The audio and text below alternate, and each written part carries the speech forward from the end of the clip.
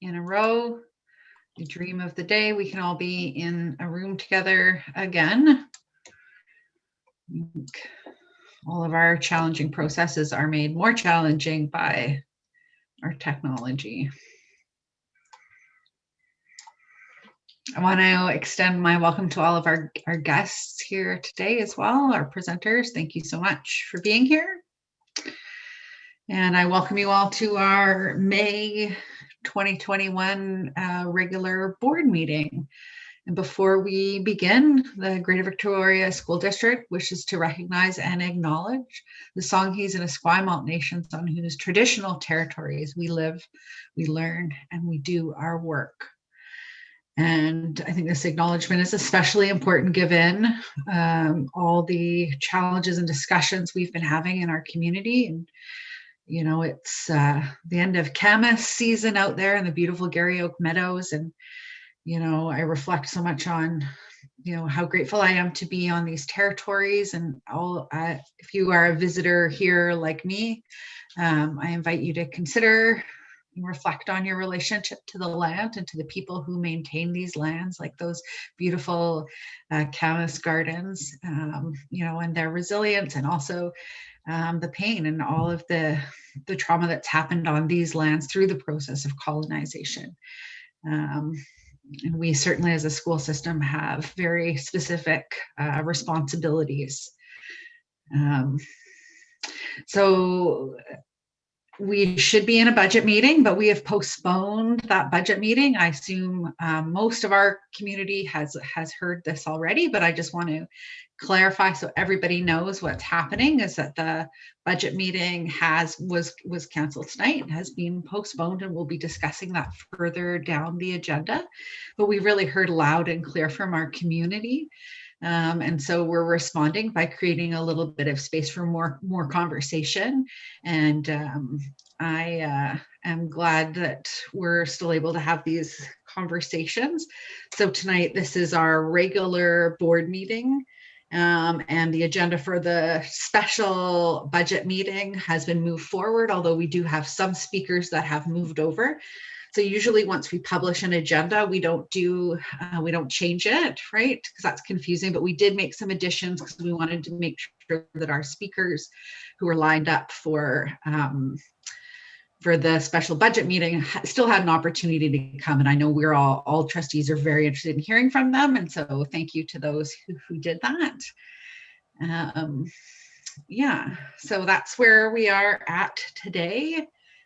And in terms of the discussions, which is so intimately connected to this budget process around reconciliation, I just want to acknowledge that we really have fallen short in a big way. And I want to extend my heartfelt apology on behalf of myself and the board for the missteps that have happened. You know, we've heard so clearly that we have a lot of work to do. And so I want to share with you the actions that we are taking to make sure that we are repairing those relationships, you know, doing that individual work of reflecting and making sure we're developing that cultural humility and, you know, repairing those very important relationships with all the indigenous nations, Songhees and Esquimalt, as well as our partners in the urban indigenous population and the Métis peoples on these territories. So lots of work to do.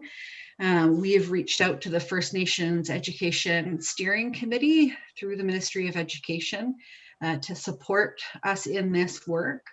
And so we will be putting together, you know, a plan and consultation with our partners and shareholders in this system so that we can do so much better and really live up to the vision that we set out in our strategic plan. You know, we want to make sure that Indigenous voices are meaningfully included at all levels of this district and in decision making. So thank you for the opportunity to share that with you. I just wanted to start out in a good way and putting that forward. And I know what we need is action. And so that's what we're looking for, is how do we step forward on the good path and continue moving forward together in a good way. Good night, Harley.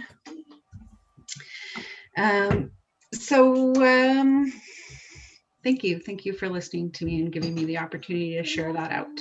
Good night, Fox. Good night, Moon. Good night, Walter. Sorry, it's bedtime. Could I have an approval of the agenda? A motion. Thank you, Chair, Trustee McNally. Chair, before we approve the agenda, I have two requests to vary the agenda. Okay. Okay. The first request to vary is to move C1A, the chair's report, to new business H1A. This is not a report, it's new business, it's a motion, and it did not come from any standing committee, so it really should be at H1A.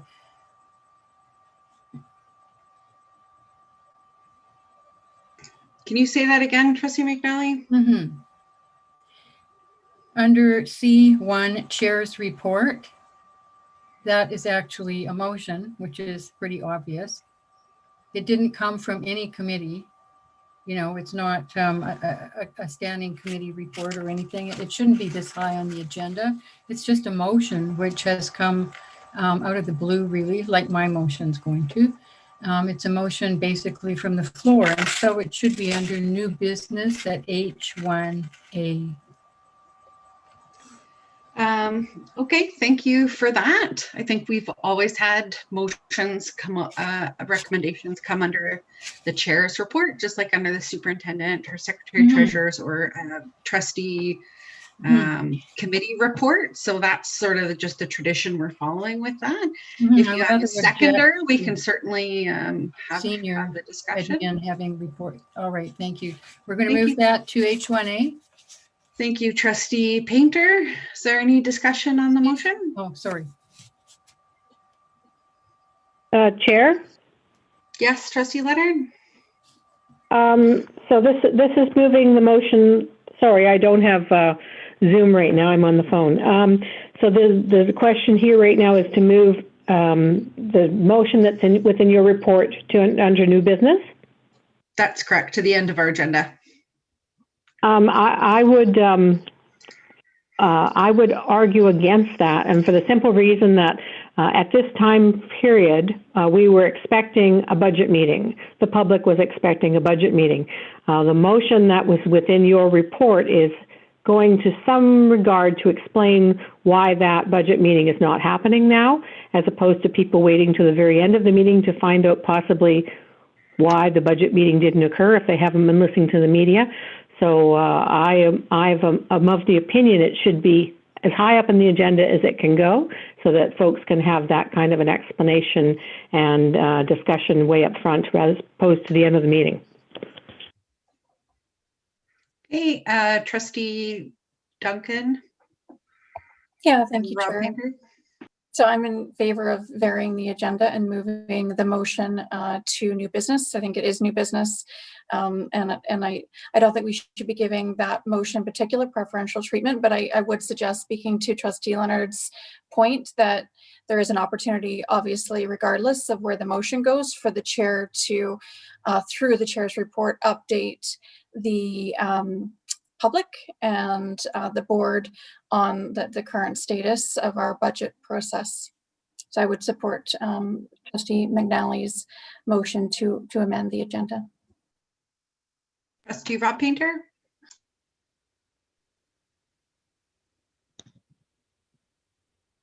Yes, Trustee Duncan scooped me virtually word for word. So.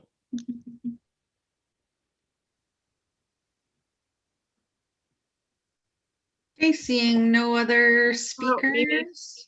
Mimi. Okay, I'm sorry, you're all blacked out to me. Please go ahead. Sorry. Yeah, so I'm going to support this motion too, not because I don't think that this is what we're going to do. I mean, obviously that's what we are doing, but I think that part of the reason that we're in the situation that we are in is that we need to get far better at following our processes, and that everybody is treated the same. And I take Trustee Leonard's point that this does explain something, but the fact that we're not already doing it, this motion is kind of an after effect that we're not doing it. really the only piece in here for debate is the advisor. So I just think it's important that we just get better at practicing following our processes. And if this is new business, that's where it should be.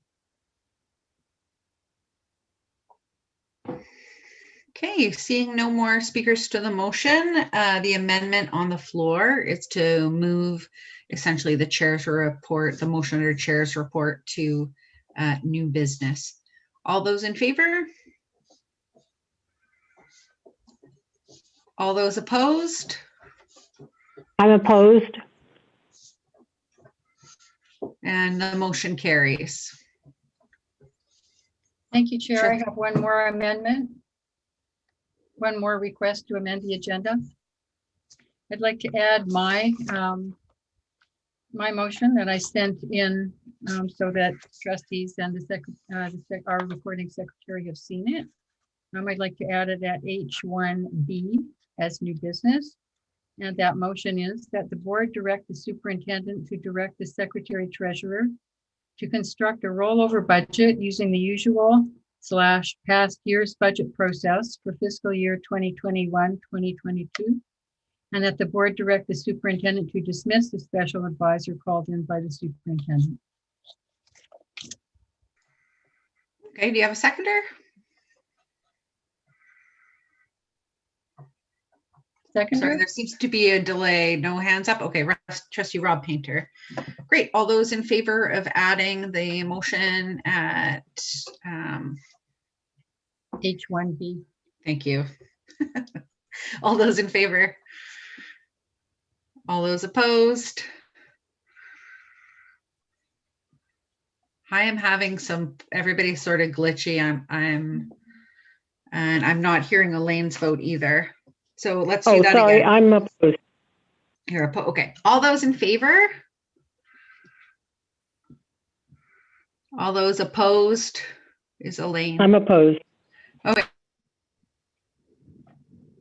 Trustee Point McNally? point of order, Chair. Mhm. It was observed at the operations policy committee meeting that simply because of the way the faces display on the screen, that it's difficult for people to understand who voted in favor or opposed. I was wondering if it would be possible for you to just give us the highlights so that we can keep track. So what I've been doing is just saying the folks who vote opposed rather, and I suppose I'd do it the opposite if it was different. So in that case, I said trustee Leonard voted in opposition, the motion carried.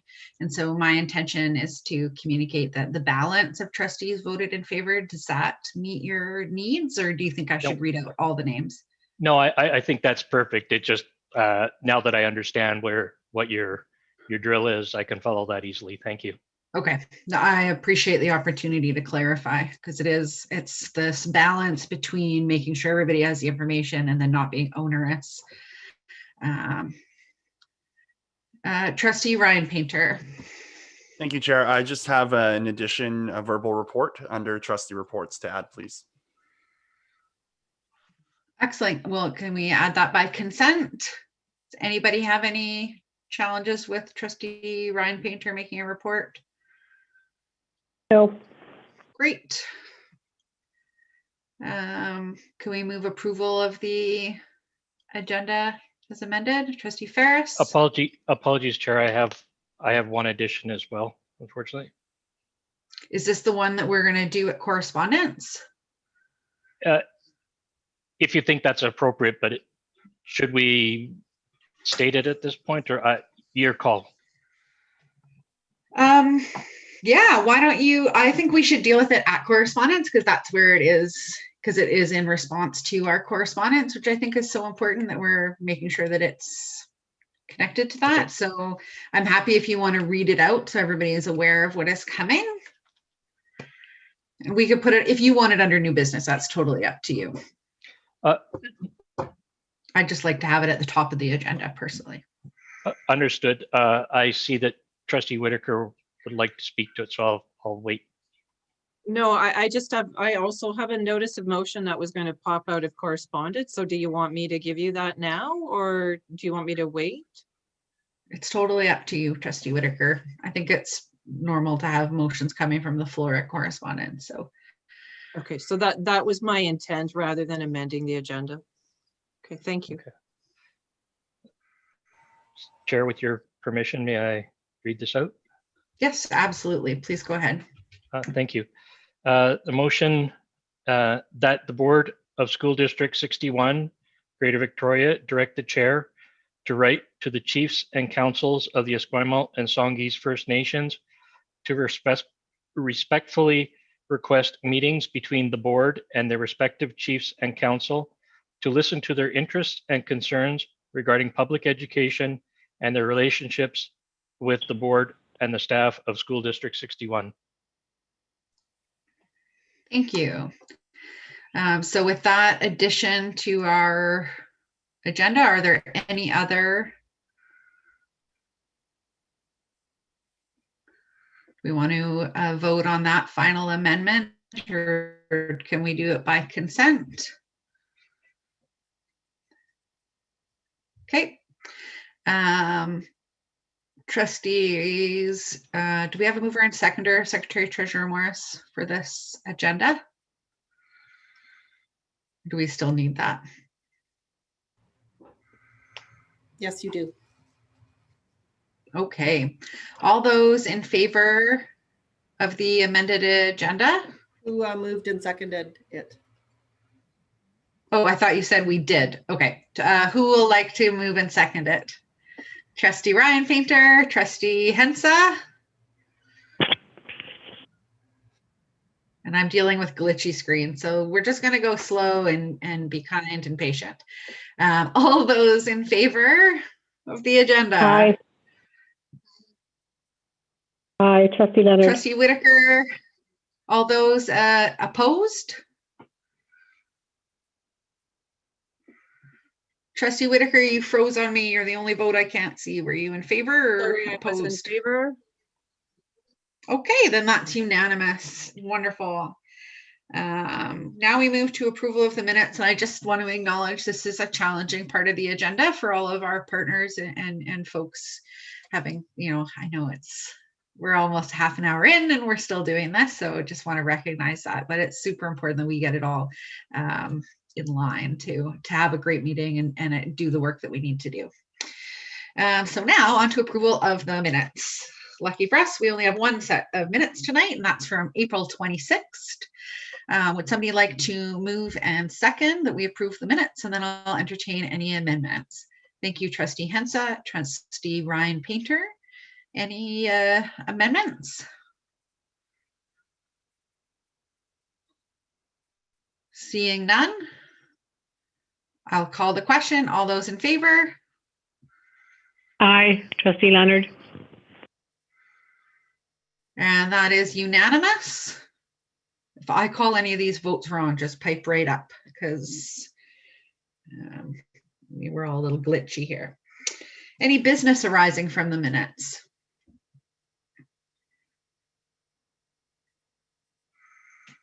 Okay, seeing none, I will move on to our community presentations, which is always a highlight. So thank you so much, Alana Wish and Melanie McIsaac, for hanging with us as we got set for our meeting. I really appreciate that you are both here to speak with us. You have 5 minutes. Take your time.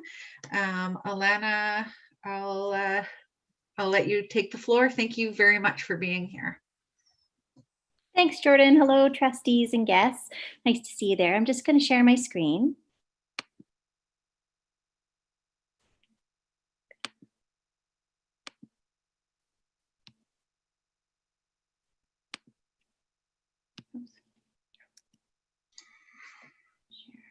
Sometimes it just takes a minute. Here we go. Wonderful. Can you see it now? Yes, thank you. Okay, great. Great. Oh. There we go. Hi, thank you for having me tonight. My name is Alana Wish, and I'm a parent of a former reading recovery student, and I'm also a current reading recovery teacher. However, my main role in SD61 is as an inclusive education teacher. As an inclusive education teacher, my role is to ensure all of our students with special learning needs are provided with programming and services to support them in meeting their full potential. In SD61, we provide services to students with special needs using the Response to Intervention Framework, or RTI. RTI is a research-based model of service delivery that is designed to manage resources in the most efficient way. We use the RTI model to deliver all types of services to our students, but I'm going to focus on literacy because I want to explain how reading recovery fits into RTI. There are 3 tiers or ways we deliver services. In Tier 1, inclusive ed teachers like myself support classroom teachers to deliver universal classroom supports. This can look like whole class assessments to help teachers plan curriculum, co-teaching, or providing resources. As you can see, Tier 1 supports provide service to 80% of our students. Tier 2 interventions are for students whose needs are not met by universal classroom supports. Tier 2 supports meet the needs of 15% of our students. For literacy, this often looks like a pull-out or push-in reading group. Now, this part is important. Students who benefit from Tier 2 supports are students that have some foundational knowledge, but may need to improve their fluency or fill in missing gaps of knowledge. So basically, they have reading skills, but they need more practice. Most kids will participate in a reading group for a term or 2, practice skills, and then return to Tier 1 or have no further need for supports. Tier 3 interventions are supports for a very small percentage of our students, just 5%. The difference between Tier 2 and Tier 3 is that students that need Tier 3 supports do not yet have foundational skills. They're often a year or more behind their peers. These are our most vulnerable students, the ones that I know each one of you is concerned about. Reading recovery is the only Tier 3 reading intervention available to us in SD61. It has a very high rate of efficacy, as many of you know from all the past presentations. Students in Tier 3 need this type of intensive, personalized, one-to-one intervention to build foundational knowledge. This is what reading recovery provides. Reading recovery is designed to be used with a small percentage of our students. It's consistent with RTI. But I know that the relatively small number of students serviced by this program is a concern for some of you. I'd like you to take a look at this image. I know that some of you want to take the funds that support reading recovery and spread them out so we can service more kids. But essentially, that would be taking resources away from Tier 3, our most vulnerable students, and putting it into Tier 1 and Tier 2 in the hopes of giving service to more students. Our most vulnerable students would not be getting the support they need to be successful at school. Last year, we were discussing expanding reading recovery, but instead principals were disincentivized to have reading recovery in their schools. Now we're talking about getting rid of it altogether. Getting rid of reading recovery does not get rid of the students that need one-to-one individualized intensive Tier 3 literacy interventions. It gets rid of the tool we need to support these students. For weeks, I've been listening to presentations by my colleagues, educators that have dedicated their lives to working with our most vulnerable students. These professionals with master's degrees and PhDs in inclusive education overwhelmingly support reading recovery. We need continued access to this tool. The K-5 Balanced Literacy Plan, as it's been proposed thus far, does not discuss RTI. For example, the program that's been mentioned repeatedly is Jolly Phonics, and it's a great program, but it's designed to be delivered at Tier 1 and to be adapted for Tier 2. I use this program with my literacy groups a lot, but it is not designed as a Tier 3 intervention. Again, the only research-based Tier 3 intervention supported by the district is reading recovery. Our district has invested in this program. We have infrastructure in schools, resources and materials, and a large number of trained reading recovery teachers. Please let us continue to have this invaluable, effective tool like our colleagues in Saanich and Sooke, so we can continue to support our most vulnerable at-risk students. Thank you so much for your time, and I really appreciate you letting me speak tonight. I know it's been a very busy day. Thanks. Thank you so much. It's always a treat hearing from passionate educators. Next up, I'm glad to welcome Melanie McIsaac. Thank you so much for being here. Thank you. I'm happy to be presenting tonight. Good evening. I am a parent and retired teacher. Music has been a part of my life since I was a child. The superintendent's biggest priority is to support the best learning experiences for children. Successful leadership is measured by the good we do in the world. It's putting others ahead of self. It's making sacrifices for others. It's putting students' needs above own personal ambitions. It's leading by example. Real leadership is telling everything should be prioritized for the learner to succeed. If funds are tight, you must first cut the administration at the top as much as possible to preserve program integrity and do everything in your power to engage learners. After all, the purpose of the budget is to create the best possible success scenarios for all students. If you funnel funds to a larger administration at the district level, you have to take money away from the learner. It is unacceptable to remove reading recovery intervention for struggling readers. EAs and youth and family counselor supports are critical and should be increased, not clawed back. Music programming is essential for students and realizes the promise of engaged, inspired learning. Choir, strings, and band keep students from walking out the door, skipping classes, and getting lost along their path. Music inspires beauty and curiosity and is a physical and emotional release through playing. Music helps students to bond and build social connections, and when students are going through challenging social adjustments like puberty, trauma, or upset, music guides them positively, often therapeutically. I have seen the successes of the music program firsthand. At Reynolds, I've seen bored and disconnected students reawaken to find joy at school through music and become engaged in further successful learning in school. Music programs have significant cultural impact within our school community. Academic success and self-worth follows our music students. Parents know this because they see it every day in their children. Parents are very grateful the school board has hired such talented music teachers. Parents value music education so much so that they are willing to take to the streets to protest and preserve music in schools. Losing our amazing music programs would do irreparable damage to whole child education. Do we want public education to be scaled back so far that we have a substandard educational experience in the public system compared to the private? Do we want to see a great exodus of students leaving public ed because music and other essential programs are being gutted?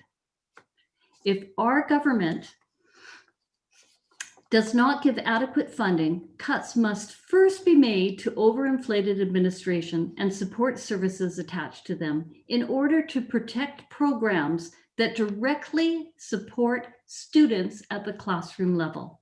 It is as simple as that. And it takes guts for the superintendent and their team to do what is needed. Please consider options presented by the GVTA and other stakeholders to reinstate all programs on the chopping block.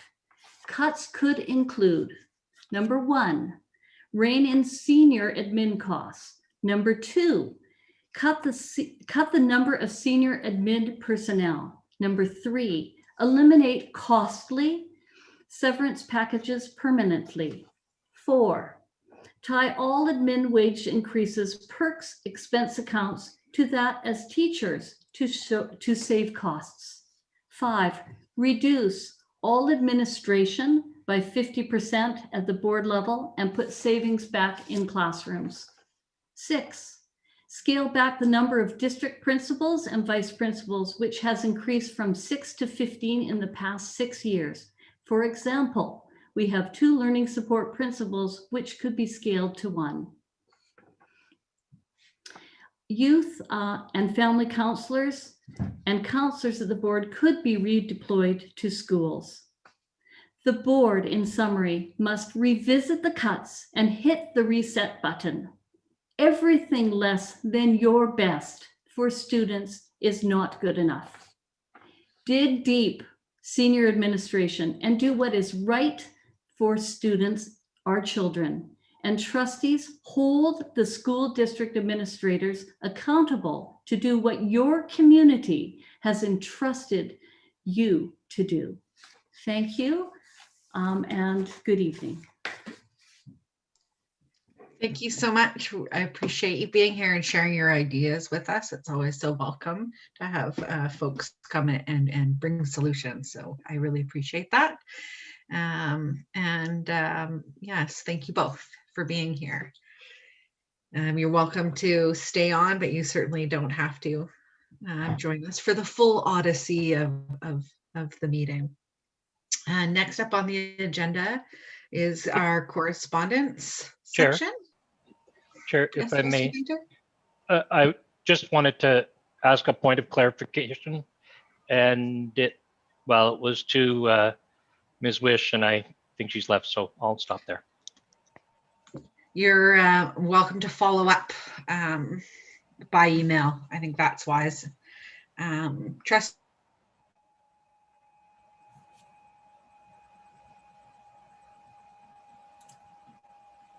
Uh-oh. Trustee Waters, you froze there. I can't hear you and you're not moving. Oh no. Yeah, Chair me too. Walters. You back? Oh, here I'm back. Yeah, I am back. Did you have a chance to speak, Trustee McNally? I just wanted to speak to 3 of the letters, but Chair, if you were going to speak to correspondence first, go ahead. Sure, thank you. We as a board have, I don't know that it's certainly unprecedented in my experience of 7 years as a trustee. The degree of engagement has just been really, really amazing, and the correspondence has been overwhelming. I want to extend my apologies. I've not been able to acknowledge all letters. There are just so many, but we've included them. If you didn't get yours in by Wednesday, they'll go in the next meeting's package. So we'll make sure everybody's get on there, but thank you for all of the budget correspondence. In terms of B7, which is the open letter from Mr. Newman, the board has collaboratively written a response, a formal response and apology, which we'll look forward to sending out. And certainly we have a lot of work to do, as I said at the beginning of our meeting, in terms of making sure that we are incorporating those Indigenous voices at the decision-making level and through all levels of our district. To that end, I think Trustee Rob Painter, you had a motion in response to, I assume, the letters from Songhee's Chief and Counsel and Esquimalt Chief and Counsel.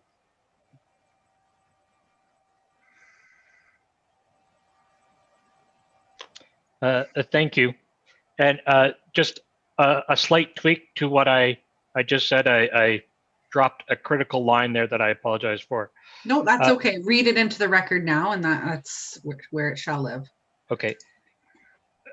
That the Board of Education of School District 61, Greater Victoria, direct the chair to write to the chiefs and councils of the Esquimalt and Songhees First Nations and to the representatives to the Métis Nation and our Indigenous urban community to respectfully request meetings between the board and the respective chiefs and council and to their membership through their leadership, to listen to their interests and concerns regarding public education and their relationships with the board and staff of School District 61.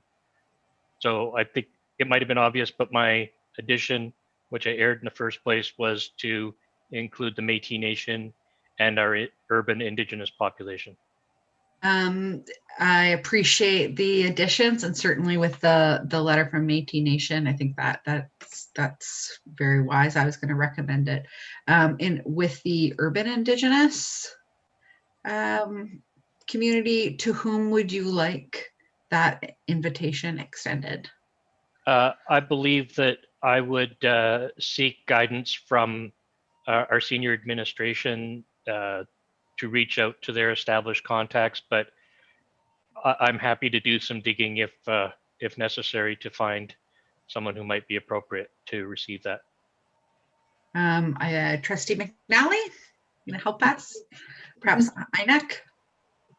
Yes, I suggest the chair of INEC, the Indigenous Nations Education Council, that is chaired by Janice Simcoe of the Indigenous Programming at Camosun. You might start there. So INEC is the Indigenous Nations Education Council.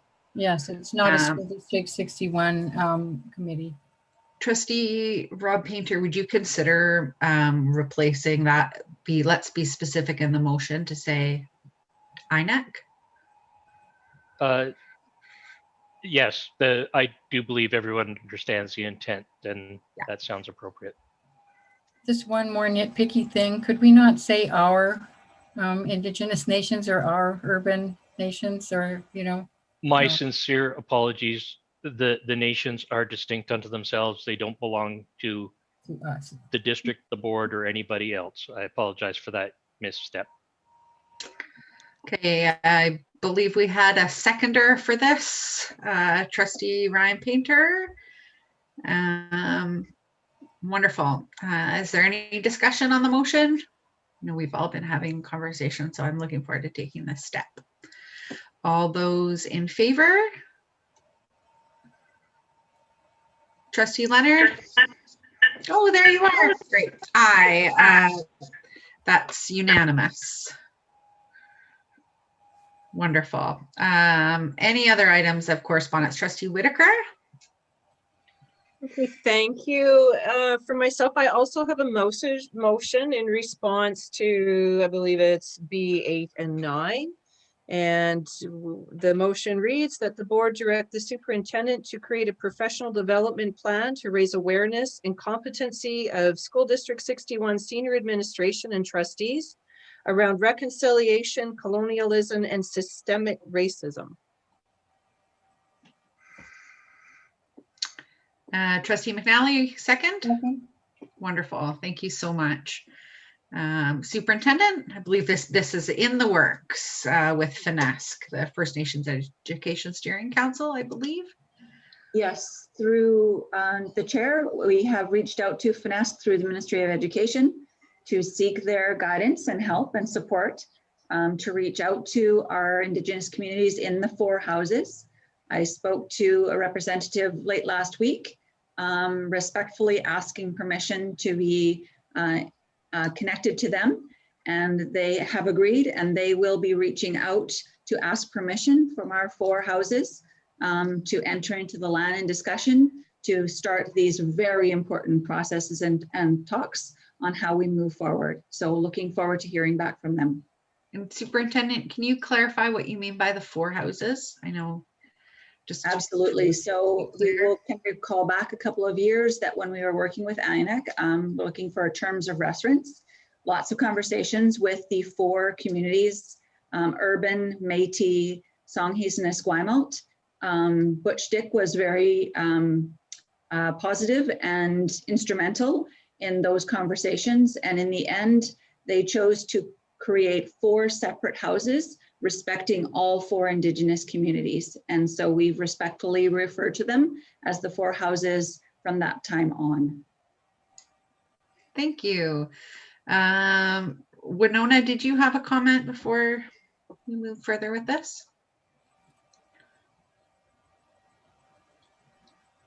Thank you, Chair. And sorry, it's hard for me to speak to a motion when it's not on the agenda before it's placed. Is my sound off again? No, it is not off again. I hear you loud and clear, and I agree it's definitely challenging, but things are moving very quickly, and I think we're keen to act. So can I just say that I would encourage the board and the trustees to also reach out to your Indigenous teachers working in your school district. We work every day with Indigenous students and others, and very much know the context of the educational scene here. And I really applaud you reaching out to FNASC and all the work that you're doing right now, but you do have people right here in your schools that would like to be consulted and be involved and are very connected to all of well, the nations and all of the different parts. So please don't overlook the resources you have right here. Winona, may I start that conversation by reaching out through you? That be the appropriate first step? Yes, thank you. Jane. Oh, sorry. Yeah, and in that same vein as Winona, thank you. We also have our, they're now called Indigenous education workers. Also, they were Aboriginal education workers, just recently been renamed. And I know I've heard from some of them, and I'm sure they would appreciate the opportunity too, as they work very closely with all of our students as well as our other students. But yeah, I'm sure they'd appreciate the same. And may I have permission to ask, reach out to them through you? Would that be the appropriate? Absolutely, absolutely appreciate that. Thank you. Okay, thank you so much. Trustee Rob Painter. Thank you. And I do apologize to our partners. This was a late breaking result of some conversations I was able to have today. So I do apologize for the lack of notice. And on that trend, without trying to complicate things further, it occurs to me that we have some Indigenous students that we probably need to connect with at some point, but I won't try to suggest that extra factor at this point. I would like to speak to, well, B1, the March 4th letter from the Songhees Nation. We have a motion on the floor. All right, I'll wait for that one then. Trustee McNally, did you want to speak to the motion? No, sorry, I'll wait till the motion's taken care of.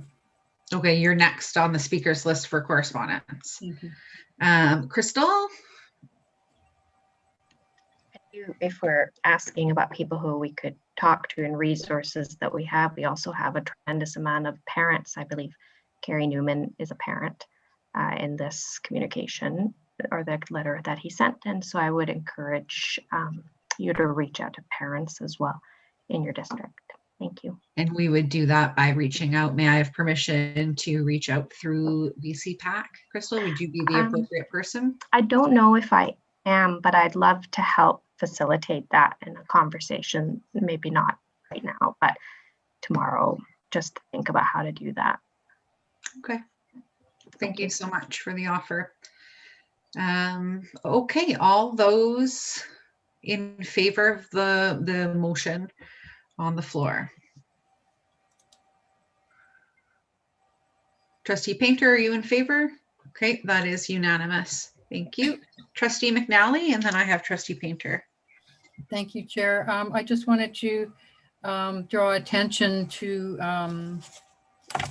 the Songhees Nation's March 4th letter that originally I don't think was included. When I first looked, it wasn't there. So I'm very glad to see that March 4th letter there now. I would just like to draw attention also to, I believe it's page 139. It's a reading recovery support letter from a former teacher leader in School District 61, Sharon Hodonot, with whom I worked for a number of years. Great respect to her. As well, just one more thing. I've got B6, but I think I've got an old version here. It's B7, Carrie Newman's, Professor Carrie Newman's letter. That letter shows, I believe, on the agenda with 3 or 4 signatures. There are hundreds of signatures, mine being one. If Mr. Newman would like to submit, or anybody can submit a version with all of the signatures, we'll be happy to include it on an upcoming agenda. This is the one that we received in email, but I understand it is a living document and a powerful one at that. So I'm very glad to include it on an upcoming agenda under correspondence, but somebody will need to provide it to me or to Vicki Hanley. Good. Trustee Rob Painter.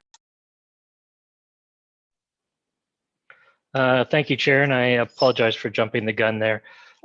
I don't have a specific point to make beyond the recognition that this particular piece of correspondence has been sort of pending clarification of our ability to share it.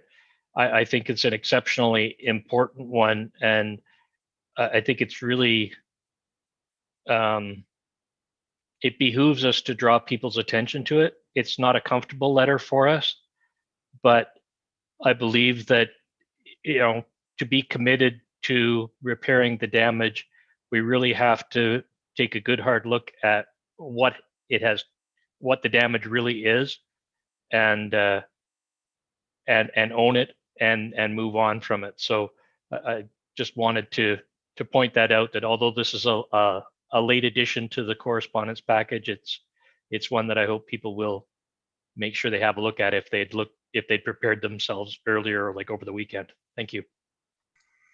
Absolutely. And I'd like to offer my apology that I didn't, it's challenging with the correspondence. We don't want to assume that anybody gives us permission.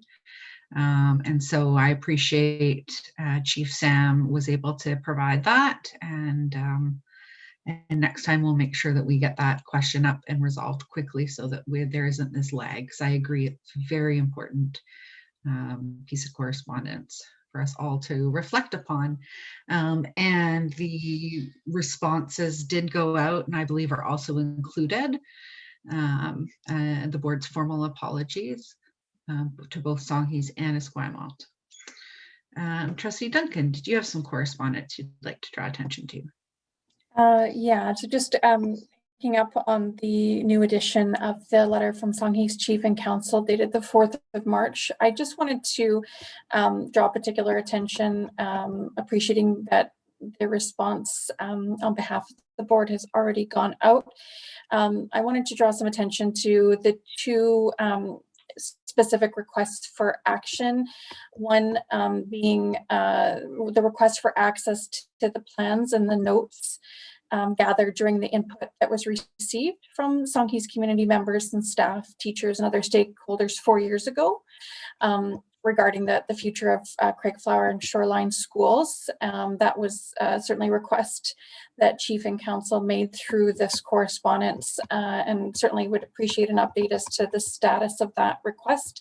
And then also in that same piece of correspondence, there was also a request to hire a person to provide funding, rather, to hire a person to facilitate the process of gathering both information and documents from the community under the guidance of Chief and Council. And again, I think it would be useful for us to get an update as to what the status of those two requests is.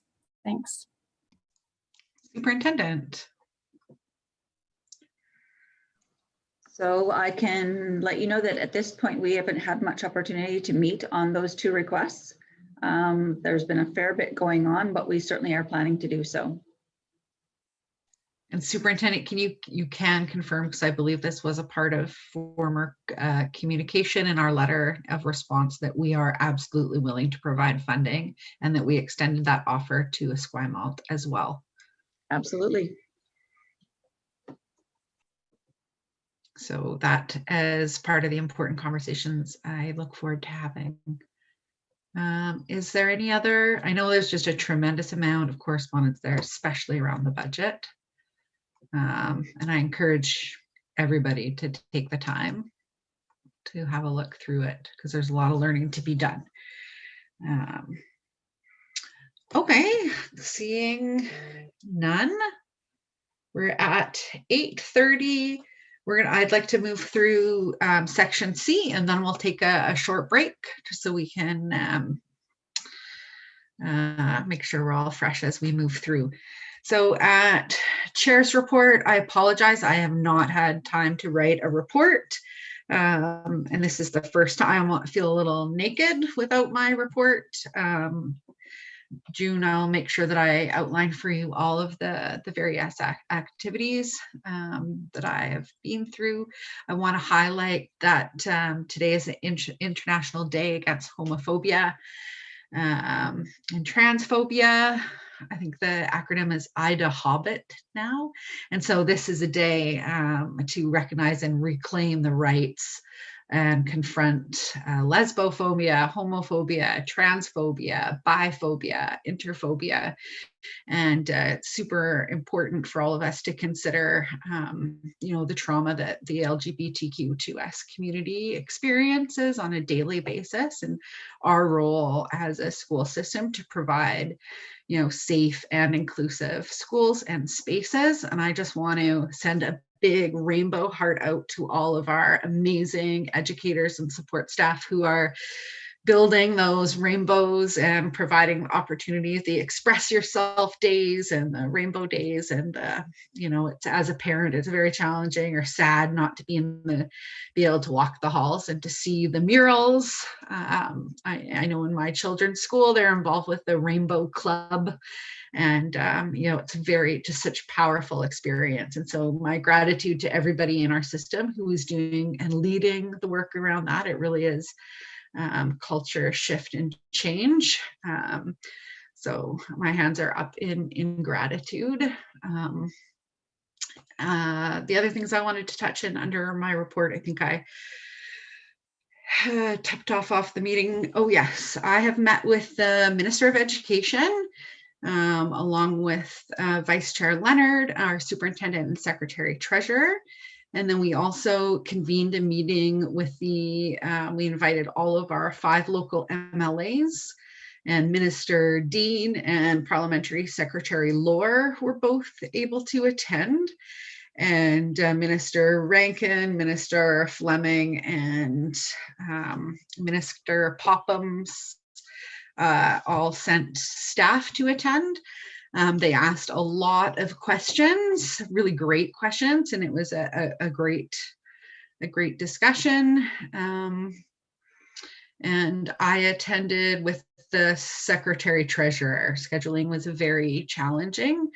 And so it just sort of came together on a wing and a prayer, but very grateful to all of our local MLAs for making time or prioritizing learning about our budget processes and the challenges we face. Does anybody have any questions about any aspects? Yes, Trustee McNally and then Trustee Painter. Thank you. I have, it slipped my mind how the logistics of the meeting with the MLAs took place. Did we all decide together that only representatives would go, or did we get a chance to go? I don't remember. I might have got an invitation and then just didn't go to the party. I can't recall. No, in the end, the date just kept moving and we weren't able to. I apologize, and it was not the way it rolled out was not the way anybody would like. But when you want to get 4 ministers and a parliamentary secretary in a room, you got to move sort of on the fly. And so the invite didn't go out. In the end, it was only Secretary Treasurer Morris and myself that attended. Yeah, that's what happened.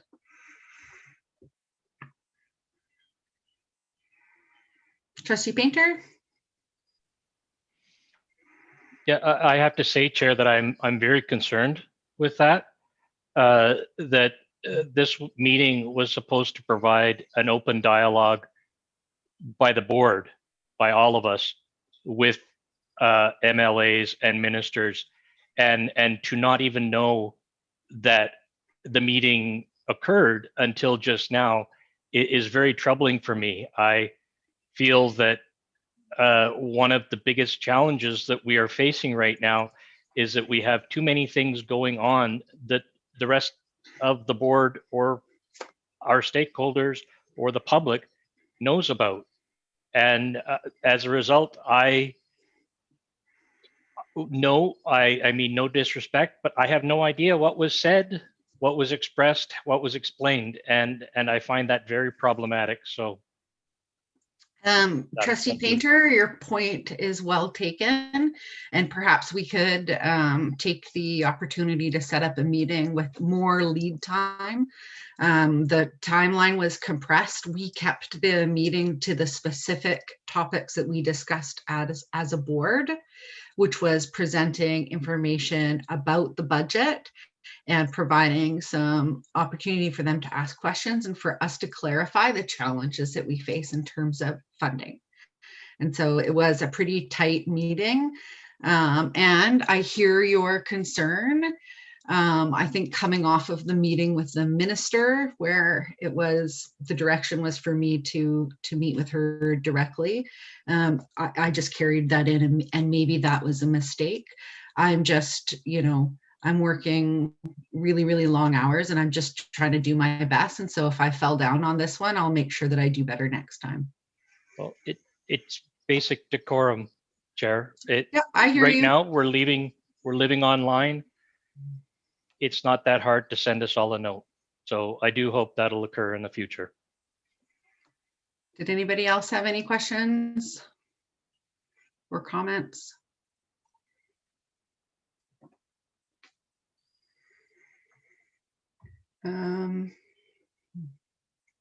Yeah, I guess the only other thing I want to add here under my report is just how stressful this time has been. And I just want to really, let our community know that it's been, we know how challenging this is, and that the process has led to a lot of frustration and disappointment and fear. And, for all of our staff and, the tremendous protests, which I went and took my kids, we drove along the whole 5 kilometers, and just, it's pretty tremendous how powerful the voices of our school community is. We are, uniquely blessed in Victoria with such an engaged parent population. And so just really want to acknowledge that this has been challenging. And I know, when I've expressed how amazed and proud I am of this community, which I consider myself a part of, that folks say, but we wish we didn't have to be like this. And I just want to let you know, I wish it didn't have to be like this to you, and that it is just a very, very challenging process. So just want to create some space for that. And then I'll move on to Trustee Hensa at C2A for the George J. Naming Committee. Wait. You have, sorry. Oh. You've got the annual work plan next. Sure, at C1B. The annual work plan is there for your... Okay, well, I have a question. Sure. Figure out where I put that. Hang on, sorry. So in the work plan, let me just open it. Sorry, give me 1 second. No, take your time. So in the first section, strategic direction, and it says that we're going to review and adjust the governance framework for the coming school year. So what is that? How will this occur? What does it, like, I'm just looking for, what involvement will the board have in this? Because I'm not hearing any upcoming meetings or anything around that, but it's on the plan. So if I can get some feedback on what we're doing there, I would greatly appreciate that. Great question, Superintendent Green. Thank you, and great question. And of course, all of these were made last year when we first started looking at the working plan and putting in proposed, as it says in their draft, timeframes. So this would be the governance on our work plan as we look at strategic plan and what things want to come forward and where we want to be putting them and how we're working together.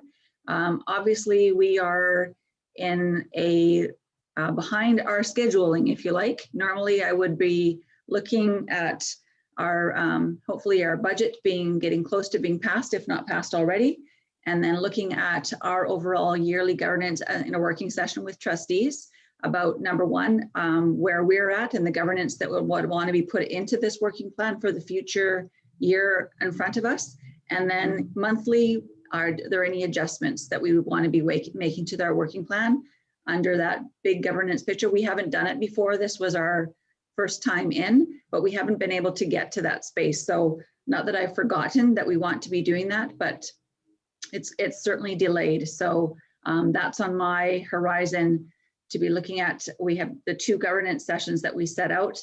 This was one of the things on my thought list to bring forward, but we haven't been able to clarify those others. So if I'm hearing correctly, then as much as this is sitting on the June work plan, that is not the work that we're doing in June. Is that correct? I was hoping to get to it, but I'm not sure we're going to be able to, but it's still on my list. Okay, so can I just ask that then we amend this slide and to take that piece off? So as we historically look through slides, we don't think that we did that, and that then it will move forward to September or October. So if we can do something to amend this piece so it doesn't say we're doing it in June, because we're not going to, and we'll set ourselves up to fail. And if we can see it on the next plan for September and October, I would appreciate that. And just as a response, I'm hoping that it doesn't fail. If it's not done in June, then I would probably arrange a meeting on governance and this structure in early July, because we want to have our working plan completed at least by the end of August and published, so our community sees what is coming to these meetings on a monthly basis. And I know trustees are also going to be talking about the governance of their meeting structure. So wanting those 2 things to go hand to hand, but I do want them to be completed before August for sure. So once we get a better timeline with how we're going to be doing governance and when, I can adjust it in this document. So if I can just further clarify and follow up, that where June is our last meeting, our regular meeting, that the board will be involved in those pieces. So I mean, if we're being called through July and August, fine, but I just want to make sure that we are involved in that. 100%. It is the board's working session. Right. Trustee McNally? Thanks. So through the chair to the superintendent, I just, 2 things that I'm not really quite clear on. I kind of conflated governance framework with the strategic plan as I was listening.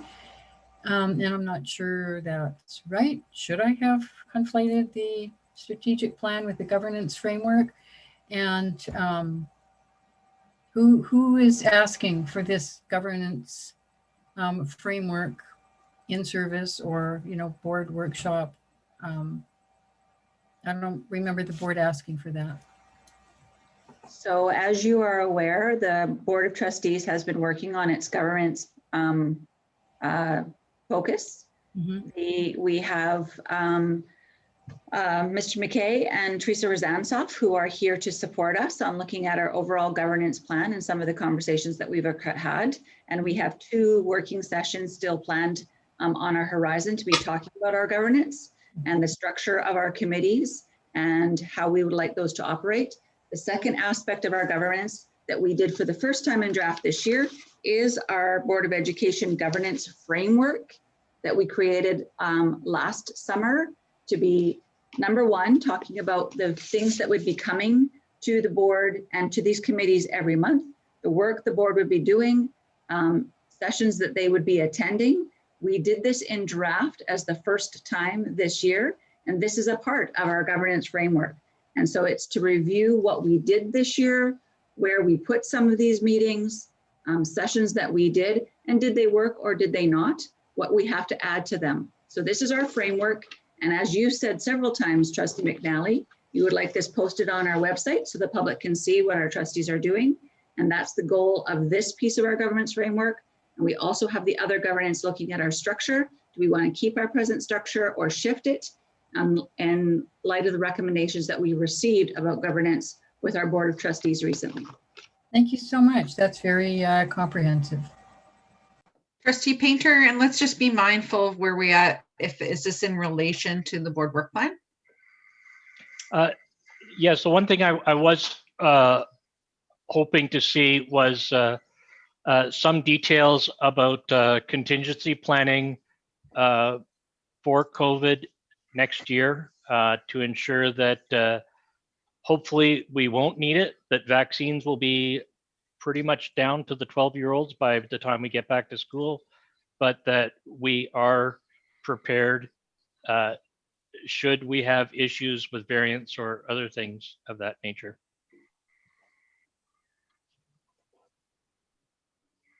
Superintendent Green. I'm happy to bring forward a report on contingency planning in my June report under superintendents. Okay, I'm not seeing any other questions on the board work plan. So I'd like to move on to Trustee Hensa at C2A, the George Day Naming Committee terms of reference. Sorry, I've got, are you there? Yes, okay. Yeah, go ahead, Angie. It's not just the terms of reference, it's just my report as per the terms of reference. It's there for the board's digestion, and if there's any questions or comments, I'm happy to take them. Thank you to and the committee for all of their work thus far. Are there any questions from our partners, shareholders? Trustee Rob Painter.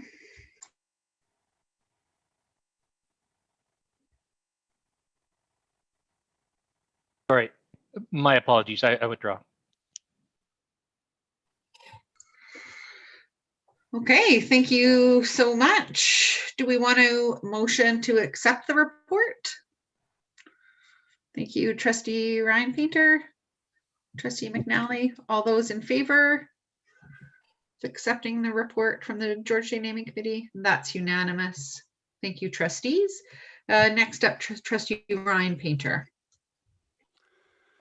Thank you, Chair. I appreciate this opportunity to make what will hopefully be considered a brief but important statement. I'm offering a full and complete public apology to members of the Songhees and Esquimalt nations, all Indigenous and Métis members of our community, fellow trustees, particularly Trustees McNally and Painter, and any others for my mistreatment of them or the harm that I caused to them during our March 1st Education Policy and Directions Committee meeting. The actions undertaken by me were unquestionably harmful and traumatizing and were done in extremely bad faith. Members of the community deserve better and rightly expected better by attempting to exclude an important item of business, as well as members of local nations and the Indigenous community. And as important partners, my chairing showed complete disrespect and disregard to rights holders in our community and education partners. You expected better. I sincerely and wholeheartedly apologize for my behavior and the very poor treatment and judgment exhibited that evening. Today at 12:42 p.m., I resigned as chair of the Education Policy and Directions Committee. There's a great deal of work to do to unlearn my internalized biases and learn about my place as a respectful trustee. There is much work to do to earn back your trust, and my hope is that doing this will show an important first step in my own sincere desire with all of my heart to do this work. My willingness to learn and grow and decolonize my thoughts, my practices, and my work is immense, and this work starts immediately through awareness and sensitivity training. It is my sincere hope that there is an opportunity to listen and to learn. I do not want to enter this process with any assumptions, but do want the community to know my genuine desire to improve my awareness and cultural understanding of the history of colonization, the pain and trauma that it has caused and continues to cause today, and how I can effectively act in a way that is respectful, inclusive, and acknowledges the rights of local Indigenous nations and the Indigenous community members, as well as my fellow trustees. I am ready to listen, and I'm ready to learn. Again, my most sincere apologies for the harm and pain that I have caused. Thank you. Thank you very much, Trustee Painter. I appreciate your humility and courage in providing that statement to us this evening. I'm going to ask for a motion for recess. Trustee McNally. Thank you, Chair. Hi. Thank you, Chair. Yeah, that was a heartfelt report from Trustee Ryan Painter. As I recall, Chair, you played a small part in that by shouting, "Shut the meeting down," and clapping when the meeting was shut down. So I wonder if you have anything to say about your part in that. Trustee McNally, I think that that was Trustee Painter's trustee report, and I think we should move on. Of course. It's okay. I've issued an apology at the March board meeting. I've issued written apologies. And I apologized at the beginning of this meeting. In fact, I started this meeting with an apology, and I'm willing to continue apologizing as long as I need to. You know, I think it's just such a challenging situation. Nobody was expecting that to happen, and we didn't handle it very well. It's very difficult when you have honored guests come to a meeting and you don't know that they're coming. And so, you know, I think we all had a role to play in that, Trustee McNally, given that you did invite very, very important people to our table without. Can I call orders? Yeah, no, I think it's important.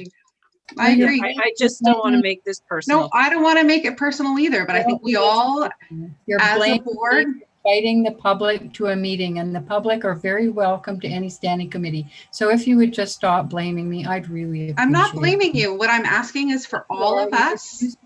Trustee McNally. I'm going to call orders one more time, please. Thank you, Trustee Whitaker.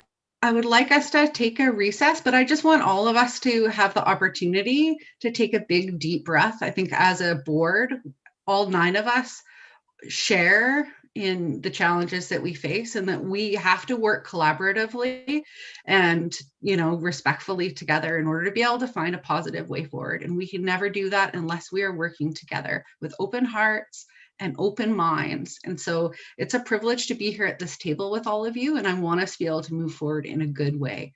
Each of us, and I have respect for all of you, and I hope that you all have respect for each other too. So let's take a break, and we can come back at 9 p.m. And or if you want to do 5 minutes, I guess 4 minutes to 9. I need a motion though. I see trustees are leaving, but I do need a motion. Trustee Hensa, Trustee Duncan, motion to recess for 5 minutes. All those in favor? Okay, I cannot see Tom or Diane's vote, but that's okay. It carries and they can abstain. Thank you so much. And let's resume at 4 to 9. Thank you very much, everybody. I know it's a challenging conversation, but I think it's also really important.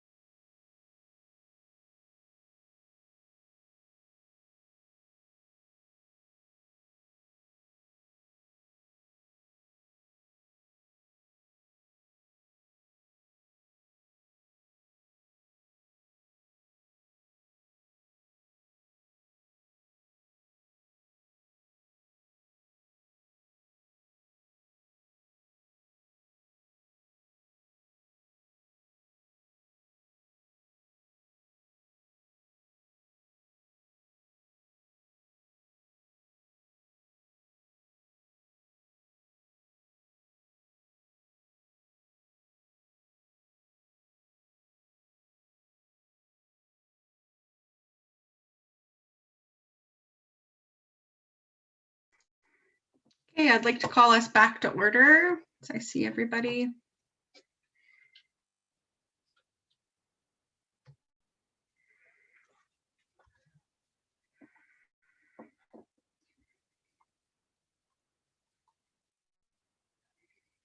Just waiting for Rob and Anne.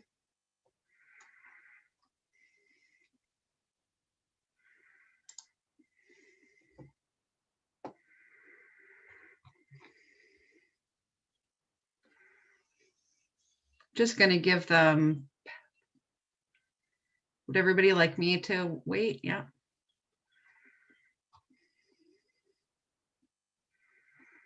Okay, let's move ahead, and Trustee Painter, there he is. Or perhaps he's joining us.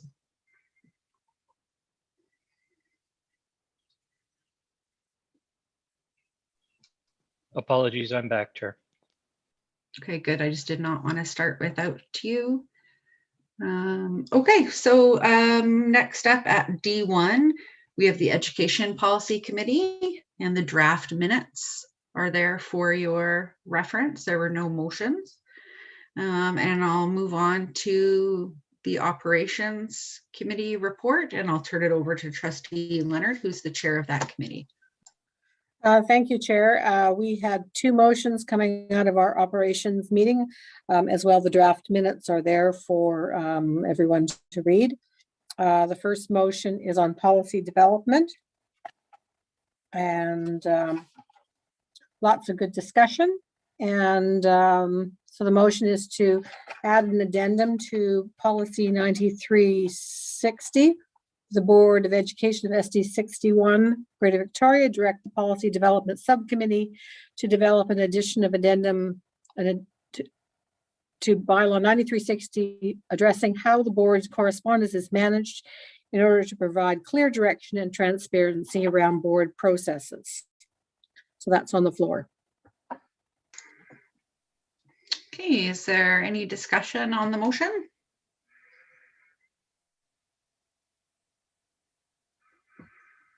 We'll do them one at a time, I assume.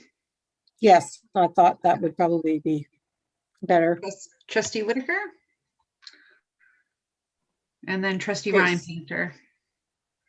So we're, just to confirm, we're discussing the correspondence piece right now, right?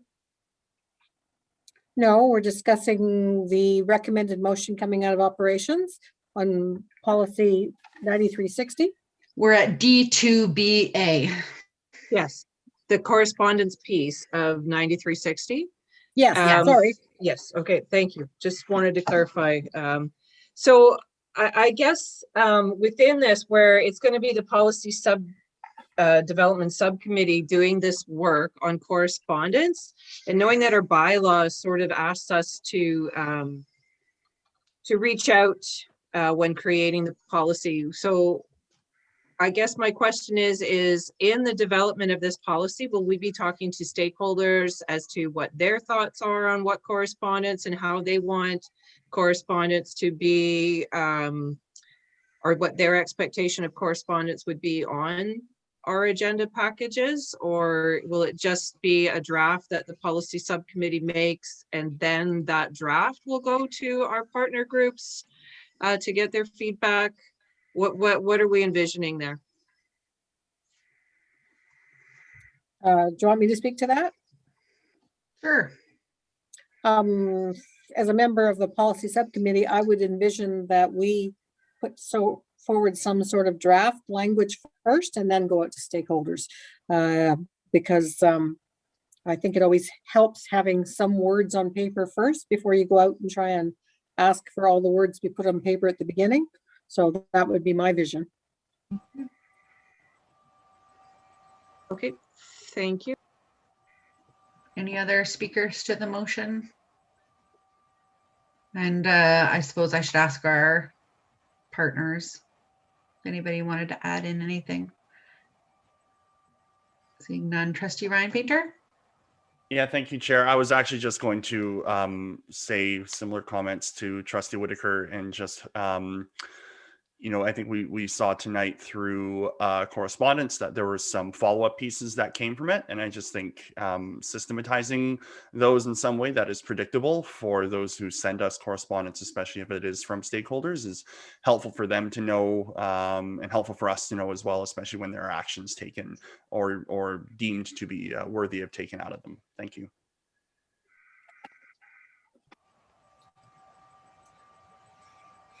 Okay, any other speakers? Seeing none, I'll read the motion and then call the question. So the motion on the floor is to direct the policy subcommittee to develop an addition or addendum to bylaw 9360 addressing how board correspondence is managed in order to provide clear direction and transparency around board processes. All those in favor? And that's unanimous. So next we'll move to revised bylaw 9140. Thank you, Chair. And that came out of, again, the policy subcommittee. So the bylaw has been put forward the first time, I believe. And so it's just changing a couple of words and we added an amendment at the end to the last paragraph was an amendment from the policy subcommittee, the operations subcommittee. And I think it was endorsed by everyone there. So the revised policy is before the table tonight. Okay, speakers to the motion?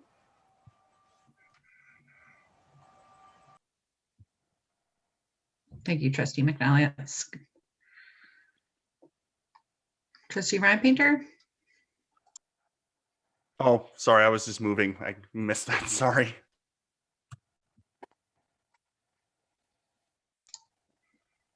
Okay, I'm not seeing any speakers. This is a bylaw.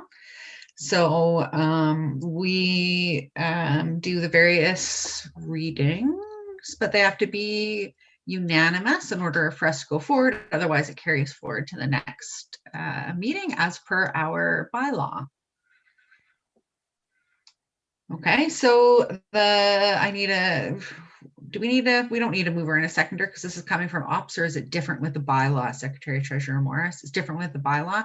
So I do need a mover and a seconder. Trustee Leonard and Trustee Whitaker, thank you very much. So that the Board of Education approve revised bylaw 9140 ad hoc committee of the board. All those in favor? Okay, and that's not all those opposed? Trustee Rob Painter. Okay, so we can give one reading of the bylaw. That does carry. Rob Painter voted in opposition.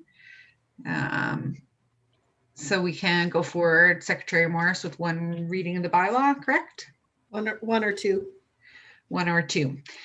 So may I have a mover and a seconder? Trustee Ryan Painter, Trustee Whitaker. Did anybody want to speak? Did anybody want to speak to the motion? Trustee Painter, please go ahead. You don't have to, but just assuming no. If you're going to vote against it, might as well share your perspective. Yeah, no, it's in fact, I don't have any strong feelings about the bylaw itself. However, I do think that there is a reason that we do 3 different readings.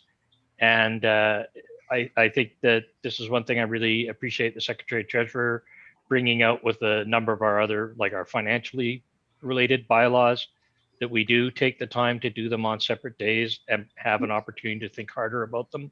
So that's my purpose for not being in support of all 3 tonight. Okay, so this is the first reading though. The last one was to do the reading of the bylaw. Just to be clear, so this will be the first and second reading. You have to do them separately, so this will be the first reading. Yes, okay, that the Board of Education of School District 61 agree to give the first reading of the revised bylaw 9140 ad hoc committee of the board at the May 17th, 20. Okay, that carried May 17th, 2021 Board of Education meeting, motion to be carried unanimously. So all those in favor, the first reading of the bylaw, and that carries unanimously. And do we want to save the second and third? That's what I'm hearing, is a desire to be real slow and measured. So why don't we do that? I think that's a good plan. I'm not seeing any concern over that. So let's do that. I'll turn over the audit committee report. I'm not sure if this is Trustee Leonard, Trustee Ryan Painter, but one of you can deliver the report, please. Thank you, Chair. The audit committee report is attached. You'll see D3I, D3II, and D3III, regular memo and financial report available, and then an accompanying motion, which states that the Board of Education of School District number 61 accept the March 2021 quarterly financial report as presented to the audit committee. Thank you, Chair. Are there any questions or comments? Do you have a seconder for the motion? Thank you, Trustee Leonard. Do any of our stakeholders have questions or comments? Or shareholders, rights holders? Crystal Basipak? Sorry, I'm just asking for a point of clarification. So the reports are in here, right? These quarterly reports, that's, I just don't remember seeing this before. But is this something that I should be able to go up and divide the year into quarters and then find a similar report in January? Yes. Okay, perfect. Thank you. Okay, seeing no other questions, the motion on the floor is to accept the quarterly financial report as presented. All those in favor? All those opposed?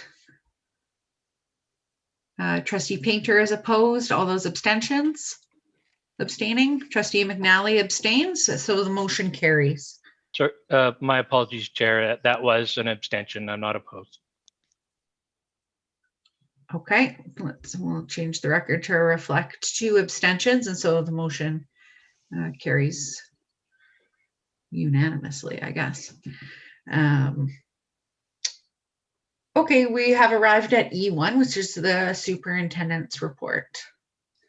Thank you, Chair. And for our trustees, you can see my report in the packet. I did want to speak to this most recent event a little bit more to provide trustees and our public with a little bit more information as we put out a public press release this morning, having had an opportunity to speak to trustees yesterday. And yes, indeed, as Trustee Whitaker has said, this is a very unusual move in very unique and unusual circumstances. So I just want to circle back a little bit to initially our Secretary Treasurer bringing forward a very robust, developed financial budget plan for numerous planning sessions, information sessions, opportunities for input and response. And we have received a lot of it through this process, not the least of which is the concerns about the deficit budget that we're talking about and having to look at possible cuts and where they could be and the depth and breadth of the work put into that on a very, very, very difficult process, which nobody wants to be a part of ever, to look at making cuts or changing programming in schools. We do a lot of valuable work in our school district. We value our teachers in the programs and certainly want support for our students. There's been a lot of stress and some missteps and some concerns about how this process had gone. And we've heard a great deal from our public about where we're at and their concerns about speed, how much information, understanding, and we've seen protests, we've seen letters, we've seen people talking all through our community about the high level of stress that they're experiencing as we've moved forward.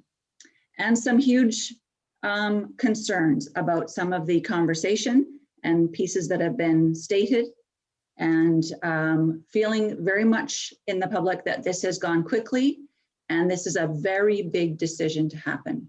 And as you're aware, we were slated tonight to do our final budget meeting, have a conversation about the concepts that are on the table and for trustees to debate that.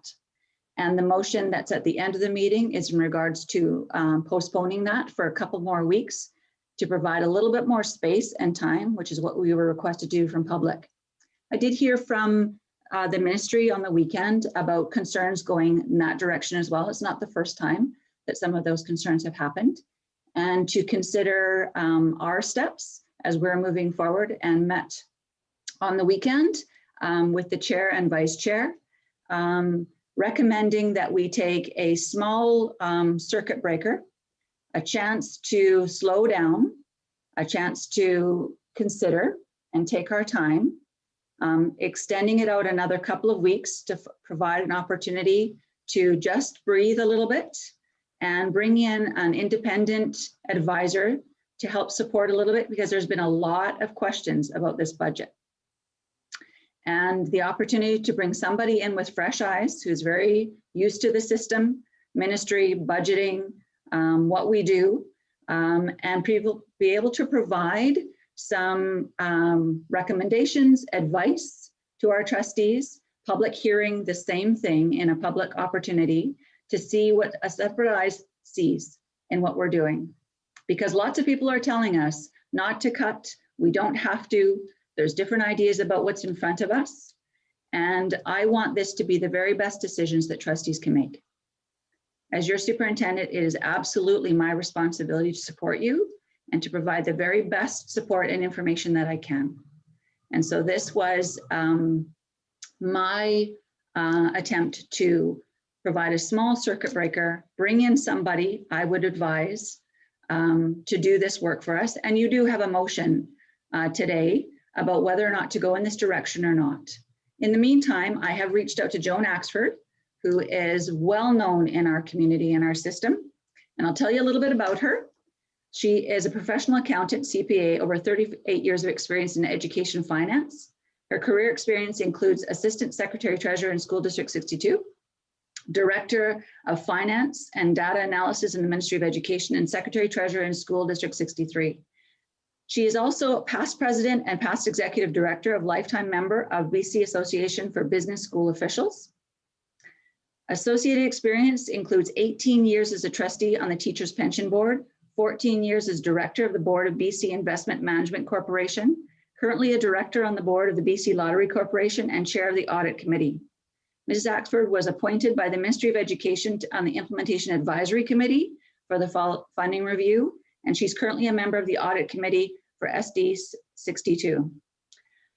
She is also an honorary member of the BC Teachers Federation in recognition of her work in public education and pensions. She has led financial oversight work for boards of education throughout the province. I reached out to Ms. Axford and she has agreed that pending your motion, that she's prepared to start and give us everything she has for the next couple of weeks to be able to review all the work we've done. She's certainly been paying attention to what's going on, and to provide 3 components for us. One to be to review everything, and to be able to provide a session in public for trustees and public to view on what she's found on what we're doing. And so the terms of reference would be like this. A report on the operating reserves, capital reserves, cash balances for 18-19 and 2021 and how they relate to the current future budget and financial decisions. A financial forecast for 2020 and 21 school year to have a base financial picture as at June 30th, 21 and implications for the 21-22 budget. A report on the 21-22 budget that includes the following: the cost to sustain pre-COVID services and supports for students, resourcing of the strategic plan, enrollment and revenue projections and effect of those projections on operating grants and expenditures, review the district options list of the 21-22 budget and reporting the implications and options, and considerations for the board to enable approval of a 21-22 budget with a clear and transparent understanding of budgeted services for the next school year. She will present that in public. She will provide opportunities for trustees to come and meet with her on any discussions, concerns, thoughts that you have. She'll remain available to district staff and senior staff. And she will be able to provide an opportunity for our stakeholders, our partners, to also speak to what she's going to put forward as recommendations, thoughts, ideas, concerns in a very short turnaround so that we can respond to our staffing piece that is right around the corner. So this would hopefully give an opportunity for, as I said, another set of eyes on what's going on, some thoughts for trustees as they work through this very difficult time, and hopefully confidence in our community and stakeholders of questions that they've asked. Well, are we actually here? What can we do? What is a piece that we could move into next year and have a longer consultation? She's aware of all of those questions. So I am just providing that piece of advice to give a little bit of a circuit breaker, some support and help for our trustees if you decide to go in this direction with this motion. Superintendent, can you clarify? Is the ministry appointing Joan Axford, or is that a selection that we have made or you have made, or a recommendation coming from you or coming from the ministry? I just want to be clear. Yeah, I can be clear. So I did reach out to the ministry. Ministry certainly has spoken to me several times about the concerns coming in their direction. I did reach out to the ministry to request assistance and bring in an independent advisor. I want them aware of what we are trying to do as a leadership role in stepping forward. I would prefer us to be making these decisions and letting the ministry know that we are very aware of our community and the concerns, and that requesting their support in this advisor, which is Joan Axford, and that they understand that we as our trustees and our board of trustees are listening to our community and responding. So I have taken the lead requesting that of them so that they are aware, if you pass this motion, that we are moving forward with this bit of support. I can also tell trustees that I did reach out to our stakeholders and let them know. I didn't want them to be surprised. And from both, I've heard incredible support and positive comments, both from community and from our stakeholders, to let me know that they are happy that the trustees are taking the opportunity to spend a little bit more time and have independent eyes come in and support them. I have trustee Rob Painter, Whitaker, and Duncan. Thank you, Chair. Thank you, Superintendent, for that update. I have to admit, I am very concerned with how this has come forward. We received the first update yesterday that this was going to be undertaken, and just based on the chair's question just now, it wasn't clear until your presentation whether this was an advisor that was being pressed upon us by the ministry or if this is one we were selecting ourselves. It appears you have managed to draft a terms of reference, and I think that would be useful to circulate for consideration. I do recognize that this is a plane already in flight, but I am concerned that once again, the board is receiving a complete package of how things are going to work. And quite honestly, I don't think we're there yet. We need to have a discussion about what it is that the board needs out of this process and how the board is going to get that information. At this stage of the game, I think going forward and handing off to an individual, even one as highly regarded as Joan Axford, it is not going to help our community feel any more comfortable about what's going on. And I am very conscious of the idea that a special advisor is going to go away and come back. And at the end of 2 weeks, I don't know what we're going to have, if we're going to have a working product or something that still doesn't meet our needs. And we're 2 weeks closer to the end of year. So I'm afraid that at this point in time, I have nothing The but motion concerns. isn't on the floor currently. I am responding to the superintendent's report. Yeah, I no, I will, know. I just will want to make my ask, comments. I'm sorry, Chair. Are I you will gonna make my debate- comments to the motion. I am responding to the superintendent's report at this Okay. point in time. Yeah, no, I'm just trying to understand because we're a little out of order in our agenda. So just wanting to make sure we are going to have this proposal on the floor under new business. And so we can have the debate at that time. I'm happy to have you share your perspective right now, but you're certainly not debating with the superintendent. This will be a decision for the board on how we want to move forward. So the superintendent, we can certainly ask questions, but maybe we can save the debate for the 9 trustees and then we decide what we want to do because it is a board decision. And the superintendent has certainly taken the actions that she thought was best, but the motion is for us to debate. So we could move that up the agenda if you want to do that now, but just wanted to make sure that we don't debate this twice.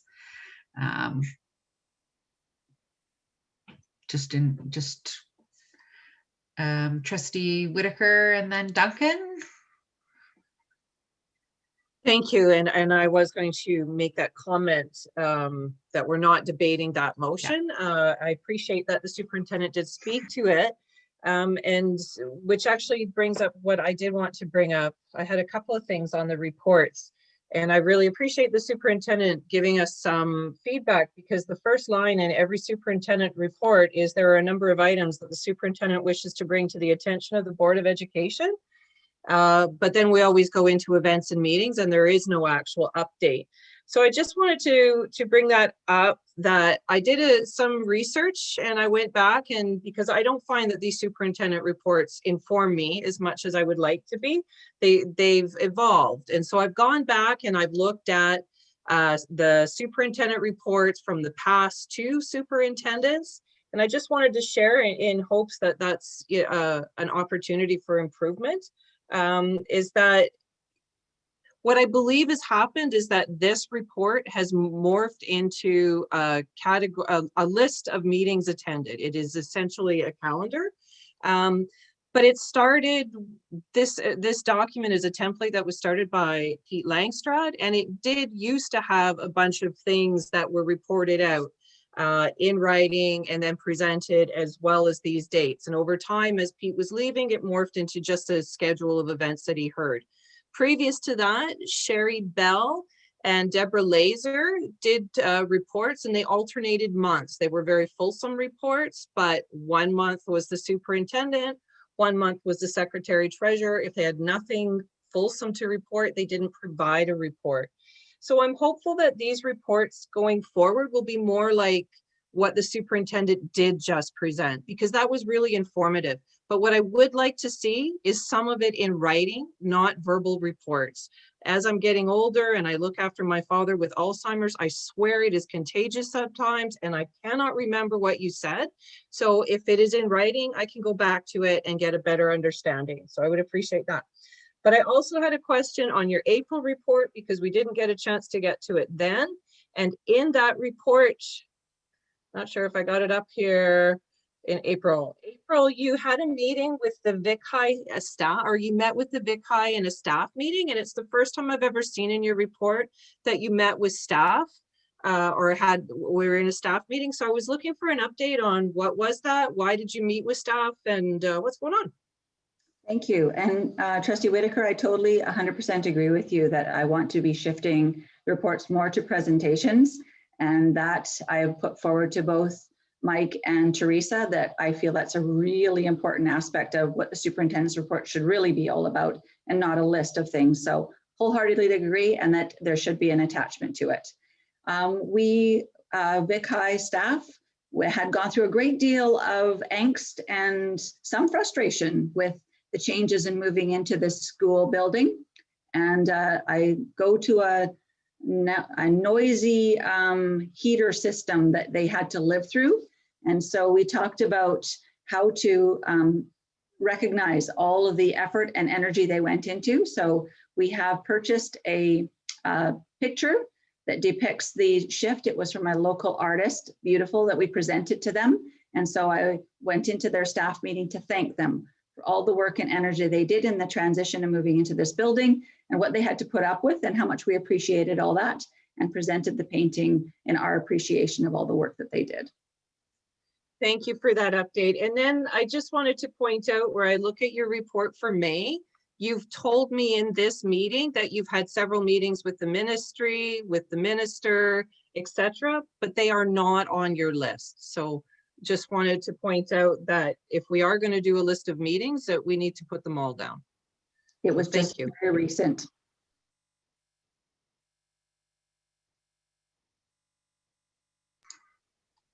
Okay, Trustee Duncan, I believe you were next on the list.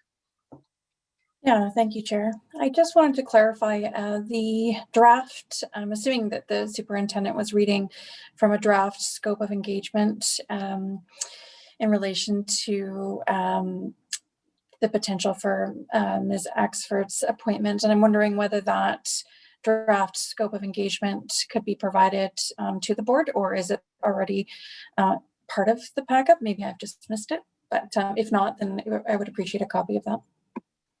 Absolutely. If trustees are going to vote for the motion and have this go forward, this was, as Trustee Painter has said, in just very recent discussions, given all of the feedback that we've had, we basically worked on the draft today. So, and so you make that motion, if you're going to agree with this, then absolutely will you get these documents for sure, but they are all in draft at this time. So I'll ask a clarifying question, which is that given that they're in draft, there's still the opportunity for trustees to have input into the terms of reference. And so if correct, like if we want to move forward with this, then we can have input into what the work of the independent advisor would be. Absolutely. And okay. Crystal? Just can you clarify what you mean by independent advisor? Now, they're retained by you and acting. It's not, because I've heard the word special advisor and I understand that's a different concept. And then an independent advisor, are they like sometimes ombuds people have, some authority outside of the person that has engaged them? And I'm just wondering, is that what you mean, or you just mean like a third party consultant who you're hiring to tell you, to answer a bunch of questions for you? Does that make sense? Probably wasn't very eloquent. It was very well put. It's completely independent. They're not attached to anyone looking for someone with the qualifications and history, but independent to anybody, because certainly heard that people wanted someone with an absolute clear lens. And yes, a special advisor is a different thing, which is described in the School Act, I believe. And this is not that.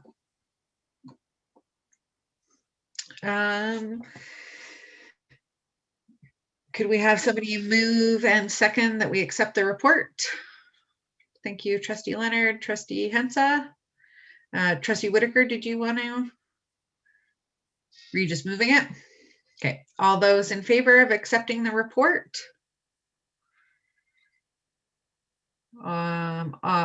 Okay, please indicate. Are all those in favor? Okay, that is unanimous. Thank you very much, trustees. And now we're on to academy fees, Superintendent Green. And I would ask Colin if he could please briefly speak to this. So on what I believe is now page 191 of the meeting backup, you'll see the annual request to trustees to have posted on the district website the academy fees which have been approved by the respective PACs for the 4 secondary school specialty academies. I'll put the motion on the floor.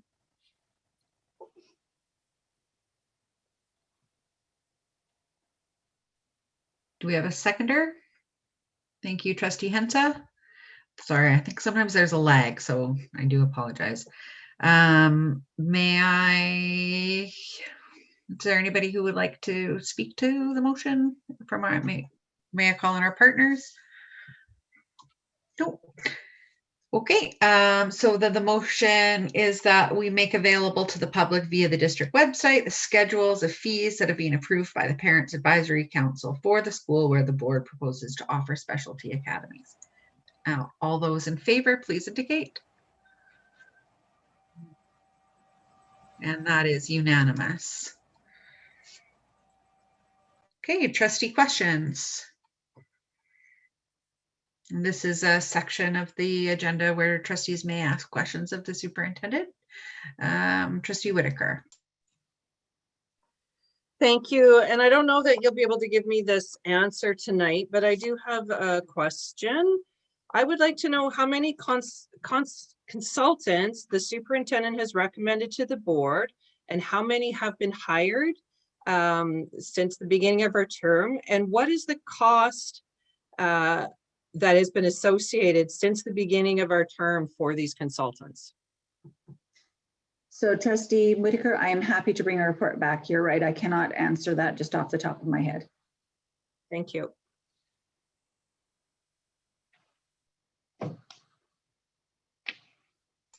Trustee Duncan. Yeah, thank you, Chair. Just through you to the superintendent, I wonder if we can get some clarification on when the new BEAA, so board authorized aviation mechanics course will be offered for the first time at Mount Doug, and if we're on schedule to have the necessary health and safety remediations completed at Mount Doug in the shop where that new exciting course will be offered to our students. And also, Trustee Duncan, I don't have that information off the top of my head, so I'm happy to follow up with a report next month. Thank you. Trustee Ryan Painter. Yeah, thank you, Chair. Superintendent, I'm not sure if this is something you can answer right off the top, and maybe it's not as much of a question as it is just something I wanted to raise. So if you'll indulge me, Chair. During a couple of my visits to schools during our budget process, I've heard from teachers a concern about the availability or connection with senior staff. And I'm wondering if there's maybe something that you can provide us, or because I really appreciated your report around connecting with VCI staff. I think that's super important. I'm just wondering if there's some kind of update you can provide us, or maybe it's a motion or something that we need. But hearing about the disconnect between our schools and senior staff felt kind of challenging, and so I'm just wondering if there's anything you can add to that, or something that can maybe help me explain it a little bit better. That'd be appreciated. Thank you, Trustee Painter. It's an important question and conversation. I right off the top can say that COVID has really had an impact on all of our senior leaders and district people being able to get to schools in the way and regular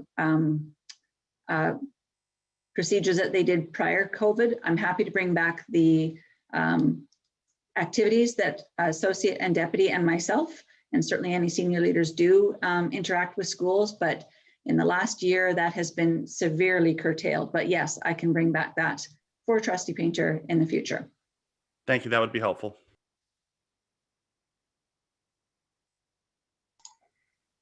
Okay, I think we're moving on to the Secretary Treasurer's report. I don't see any other hands up, so I'll hand it over to Kim. Secretary Treasurer Morris.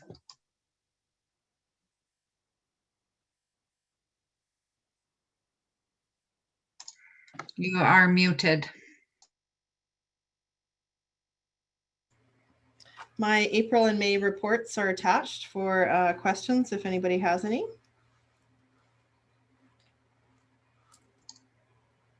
And if there are no questions, can we have a mover and seconder to accept the report? Thank you, Trustee Leonard. Trustee Ferris? All those in favor of accepting the presented report or receiving it?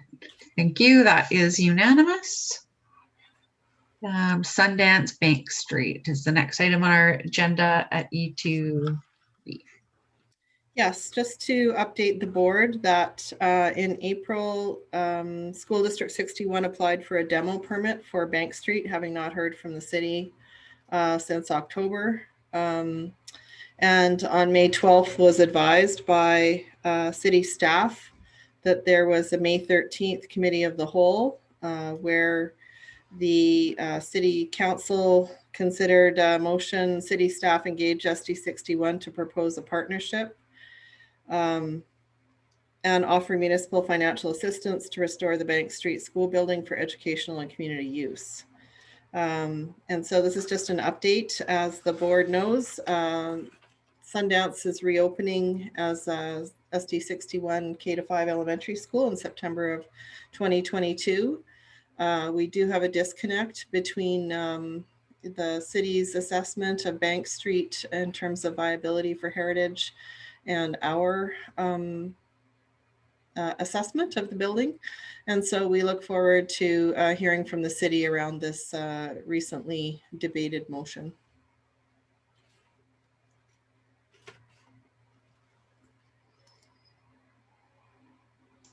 Trustee Rob Painter. Yes, thank you, Chair. Question for you to the superintendent. I understand now, admittedly through social media, so it's kind of like I heard it from someone who heard it from someone, but there is an engineering report out that the city has completed. Have they shared that engineering report with staff? And if so, is it available for review? Is Chuck here? I would have to double check with Chuck Morris, our Director of Facilities. He is here. And they have not shared it with us.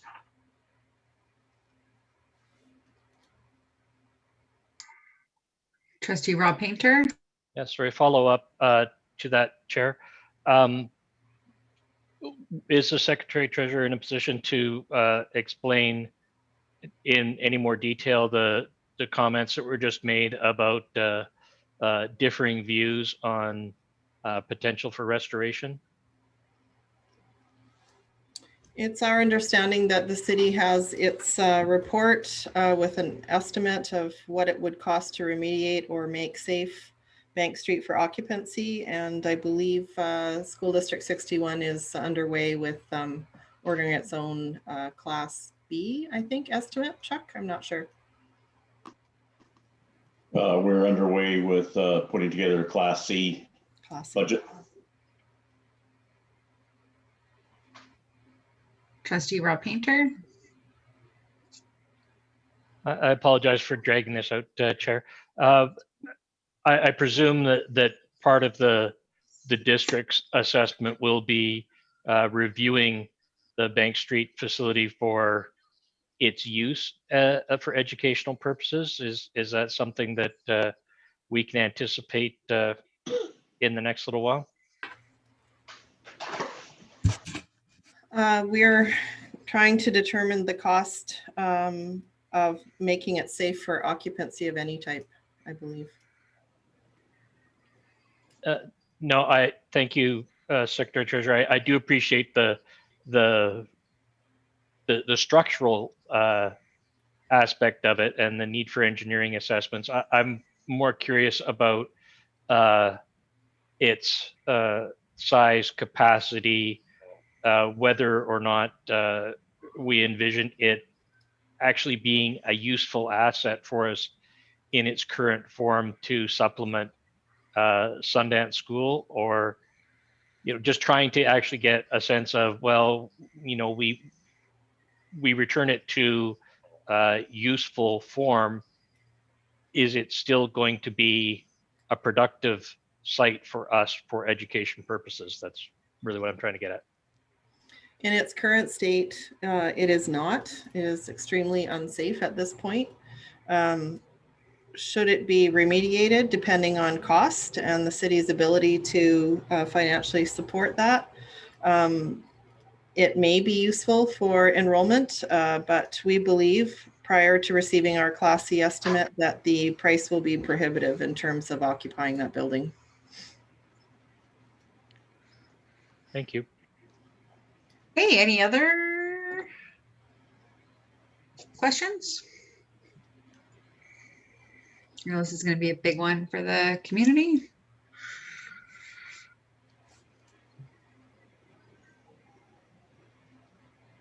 Trustee Duncan?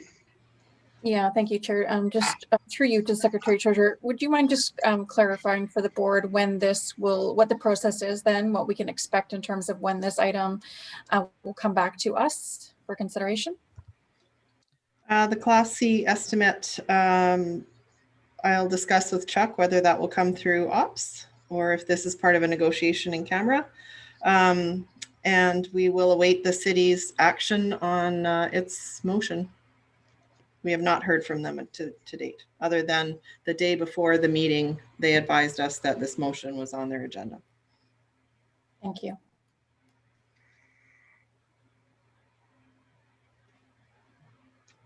Okay. Are we prepared to move on? Secretary Treasurer? So I just wanted to update the board. School District 61 runs summer school. We ran summer school during COVID this year.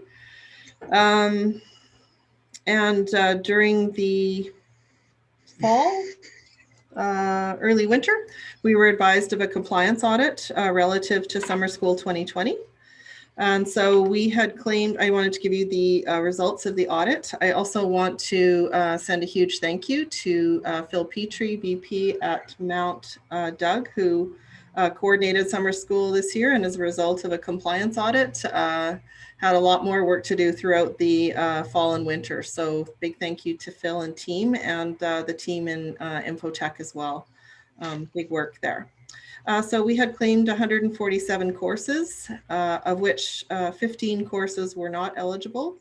So the 147 courses were 96,329 in revenue, which is a small portion of our usual revenue given COVID. And the lost revenue due to courses not eligible is $3,225. While the code for not eligible is student participation not confirmed. So during COVID, a little bit different format, in person and remote. And we were fully compliant for student attendance in person and the majority of remote students. But the 15 courses in question, we were not able to fulfill the student attendance by remote or online portion. So just updating the board on the Summer School 2020 compliance audit.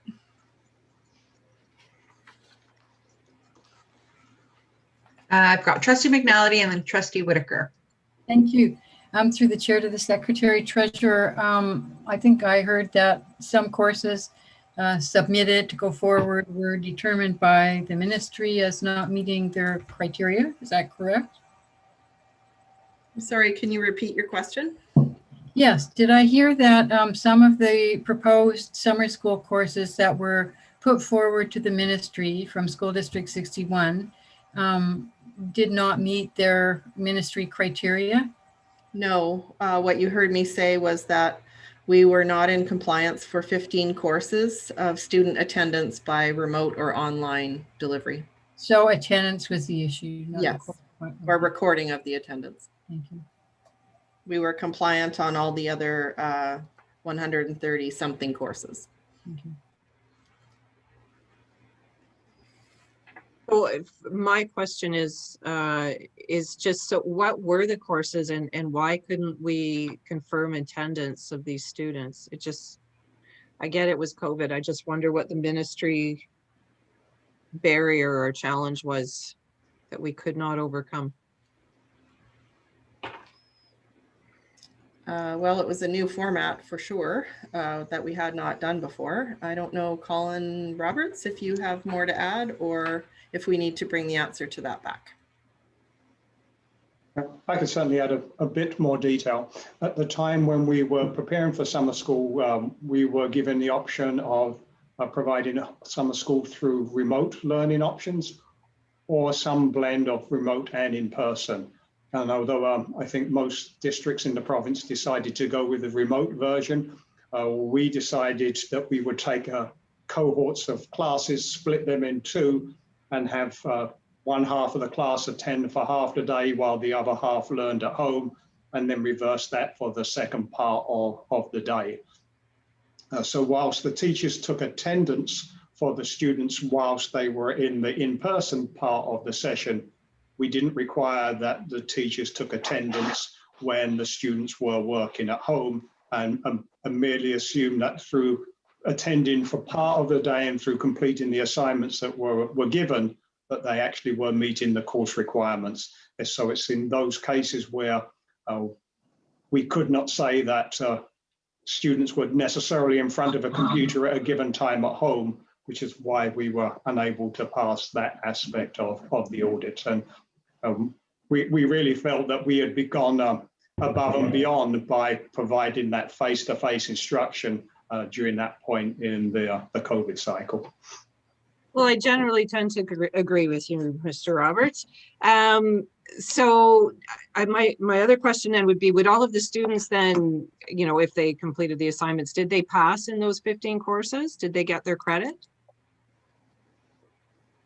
Our success rate for summer school wasn't 100%, but was similar to what it had been in previous years. So we didn't see a drop in student marks because of the changing process.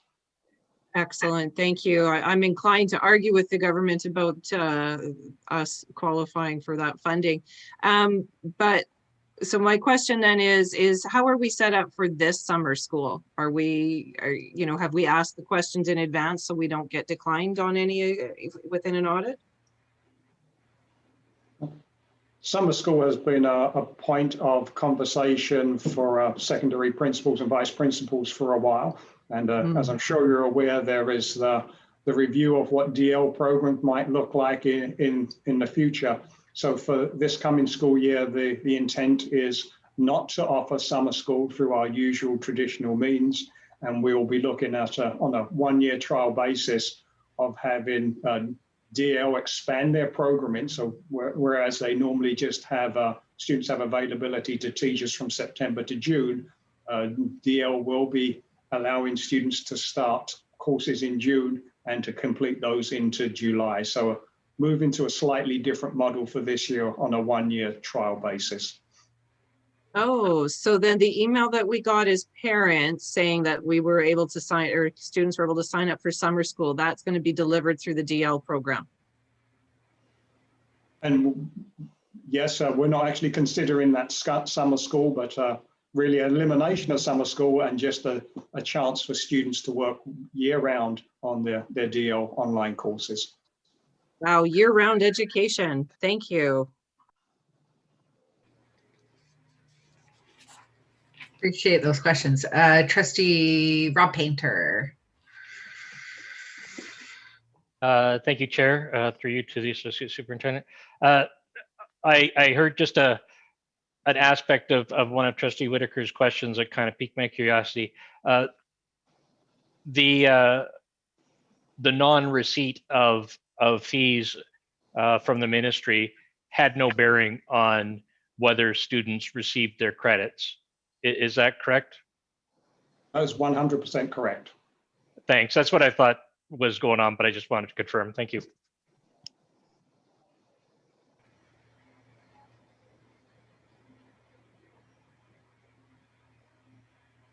I apologize, I'm muted. I think we're ready to move on to bylaw number 2021-03. Secretary Treasurer.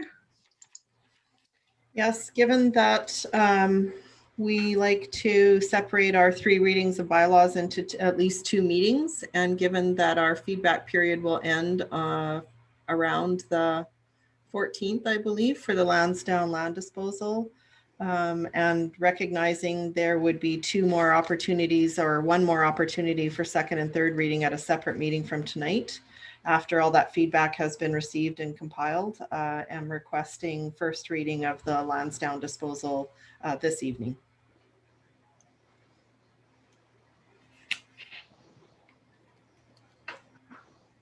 Trustee Ferris and Leonard, are you moving the motions? Yes. The motion, and then I'll go to Trustee Duncan. Thank you. Yeah, Chair, I had a question in terms of process here. So I'm looking at our regulation 7110 and disposal of real property. And my understanding is that we are to undertake a consultation process prior to offering any land for sale, as in accordance with that policy and regulation. And so I'm wondering, you know, given that we are still in the middle of a consultation process, we haven't received the feedback as a board or considered it. I'm wondering, you know, how it is that we can undertake any readings of a bylaw which in effect offers land for sale without first completing the consultation period and receiving and considering the feedback from the public. So I just wonder if we can clarify that first before we proceed with any readings. There are 2 more readings to be had at a separate meeting. Therefore, tonight would not be a final decision. It does help move the timelines of the purchase and sale agreement forward in terms of some of the deadlines that our partner has. So I've got Trustee Whitaker, Trustee Duncan, and Trustee Painter. Thank you. I appreciate that the partner group has timelines. We keep hearing about that tonight. However, I don't agree that regardless of whether there's 3 bylaws, it seems to imply that we've already made a decision. And I did attend the 1 consultation session, but I have not received any other information. I just think that, because that was my question when I saw this right away, was where's the consultation? And I went back through my emails and I did a search, and I thought I actually might have missed it based on the hundreds of other emails that we're getting. But I guess I don't want to support voting on any of these motions until I've been informed of all of the input, because I don't want to predetermine a judgment. So I'm just concerned again that we're out of process on consultation. Trustee, I can't remember if I said Duncan first or Painter, but let's go with Trustee Duncan, if that's okay. Sorry, Rob. You can go first next. Sorry, thank you, Chair. Yeah, no, I just had a follow-up question. So yeah, I guess I just would suggest strongly that we are not seen in any way to be prejudging a decision. And I think when you put even if it's first reading, if you put the bylaw on the floor and we have a debate and a discussion, even if it is only first reading, it suggests to me, and I would hazard to guess to the public, that this board has in some way, come to conclusions prior to receiving feedback and considering that. So I just, again, would caution us and suggest that we refrain despite what the needs of our potential partners are here, and err on the side of caution and ensuring, a respectful and fair process. Trustee Ferris. Thank you, Chair. I did listen in to the consultation that was offered, and having heard people's comments, I'm confident in giving this first reading, understanding that I will get a fuller understanding in the near future. Thank you. Trustee Painter, have you not spoken to this? You have a clarifying question? No, I was waiting on Trustee Duncan. So, but I'll be quick. Yep. My Take your time. concerns are consistent with Trustee Whitaker's and Trustee Duncan's. I do have sympathy for our potential partners' needs, but I do feel that my responsibility is first and foremost to our own community first, that we need to take care of those things as a first step. I'm not crazy about the idea, but between potential budget processes and others, I anticipate additional meetings on the agenda before the end of fiscal, and I anticipate that we will have opportunities to get all 3 readings in after our consultation period has ended, and we have received feedback from all of our constituents, not just the ones who are able to attend the meeting. Thank you. I'd like to just put myself on the speakers list. I would like it if we could maybe seek some advice or clarity from BCSTA, because I see a tension between the desire not to do all 3 readings at once, but then also we don't want to do any readings until we've received the feedback. And so I'm just not sure what the regular practice is. I know what we used to do was get all the consultation, and then we do all the bylaws readings all at once. And now it seems that I think the practice that Secretary Treasurer Morris is bringing to us is that you put a bylaw on and then do the consultation so that you do the other readings later. And I'm not sure if there's a standard process, but I'd love it if we could get some clarity around that, so that we don't have to, so that we're with, I think Trustee Whitaker said within process, or and that's where I want to be. Yeah,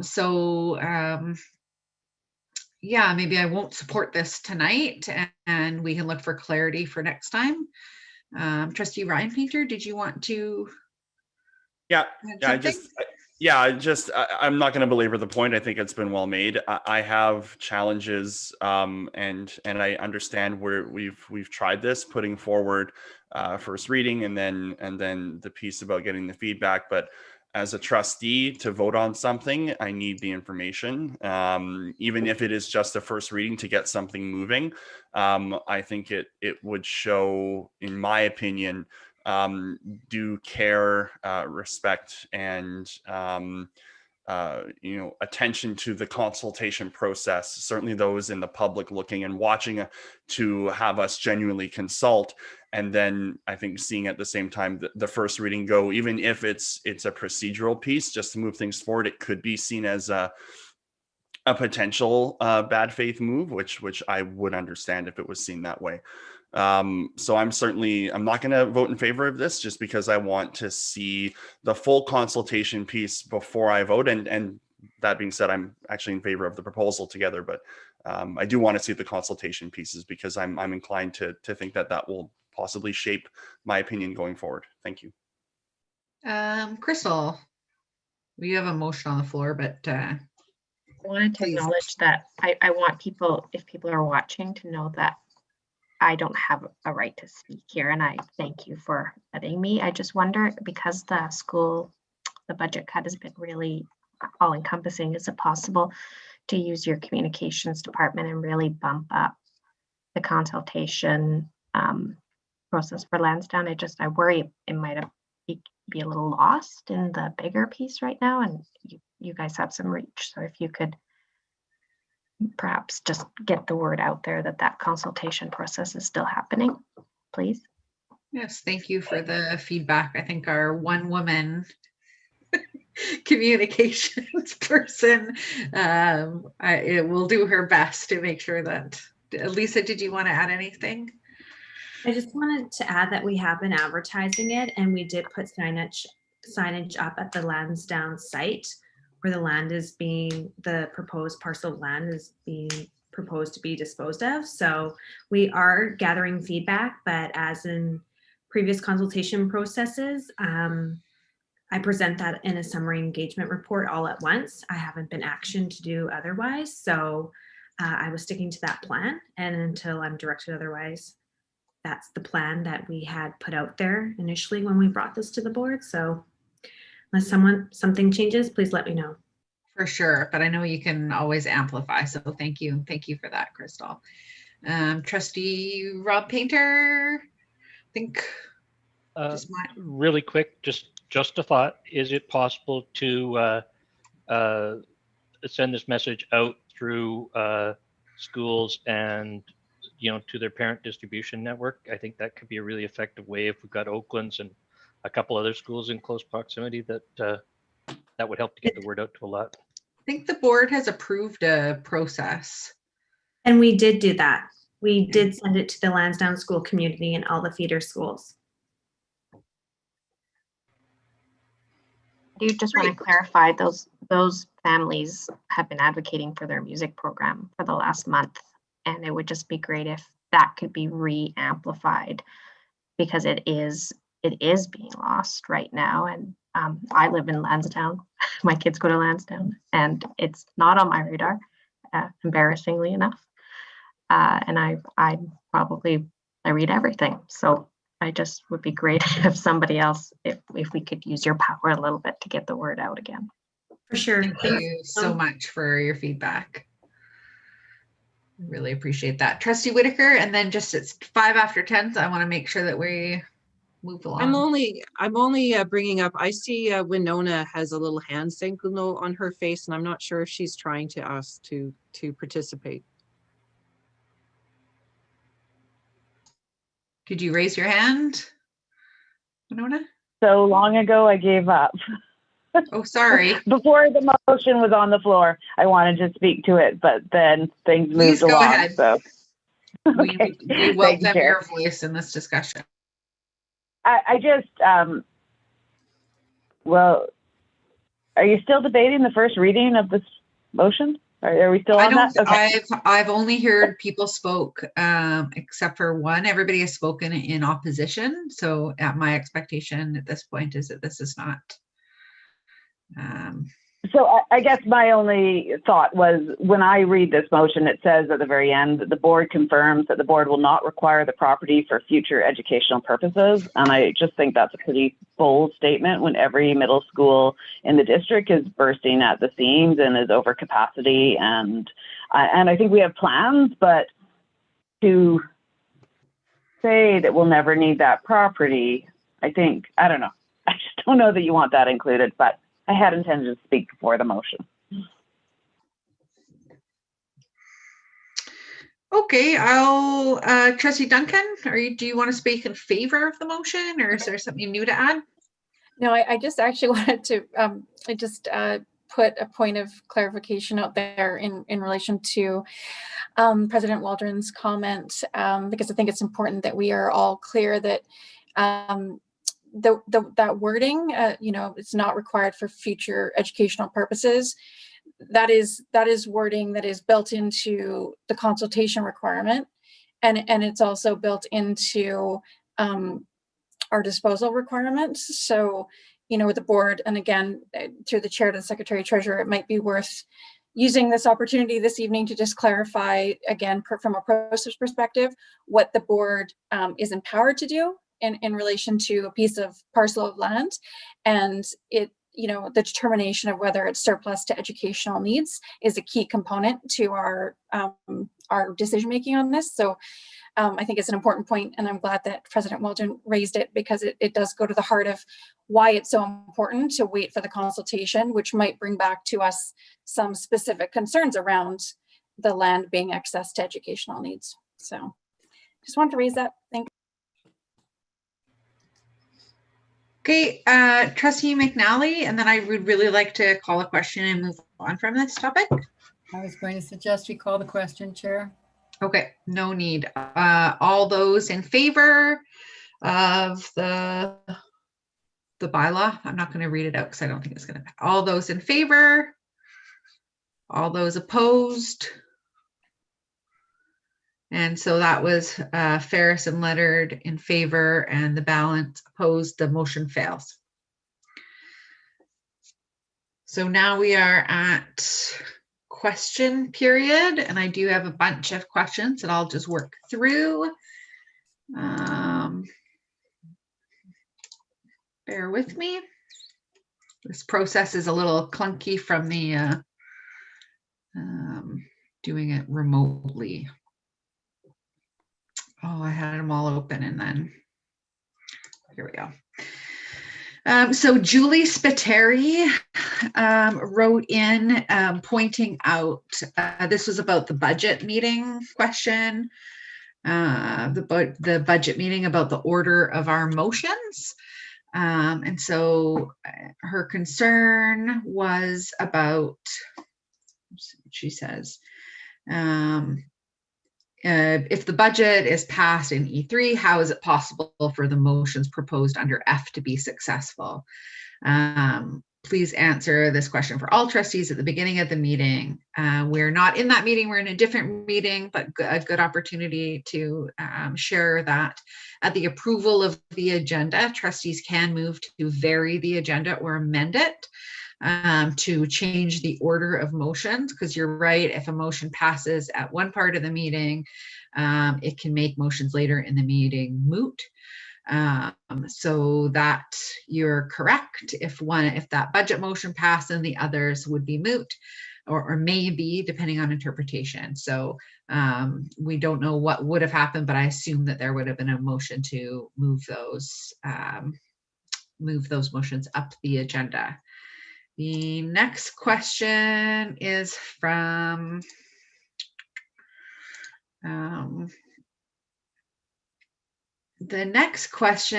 Jonathan Faber. I apologize if I'm mispronouncing it.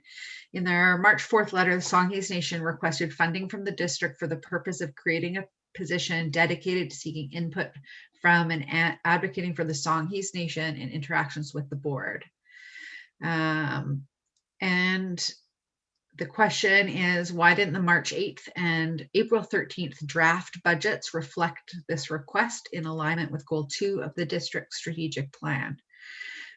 So perhaps the Secretary Treasurer can speak to that. I can say that in the letters that would be in the agenda for March 29th, the letters that the board sent to Songhees and Esquimalt, we extended the offer of providing that funding for that person. And so I don't know that we've moved any further on that, but certainly it would be reflected within our budget. Secretary Treasurer, do you have anything to add?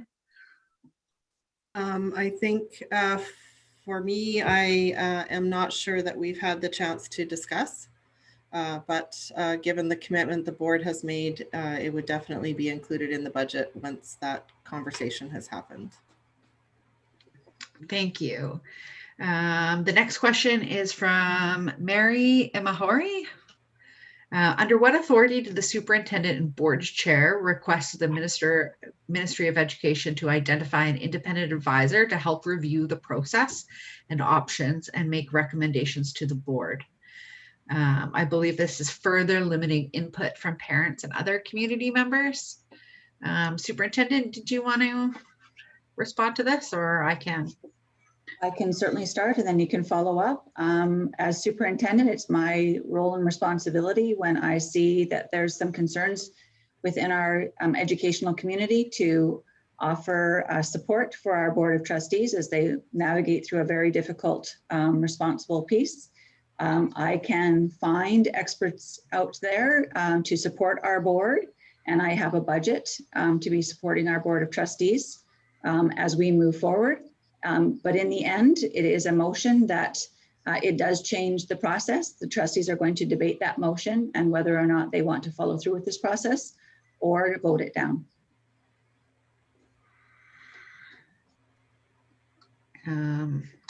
And then the only thing I would add in terms of this further limiting input from parents and other community members is the board does determine the process and can include that more community input or whatever that what that looks like in terms of the budget process within the confines of currently needing to deliver a balanced budget by June 30th.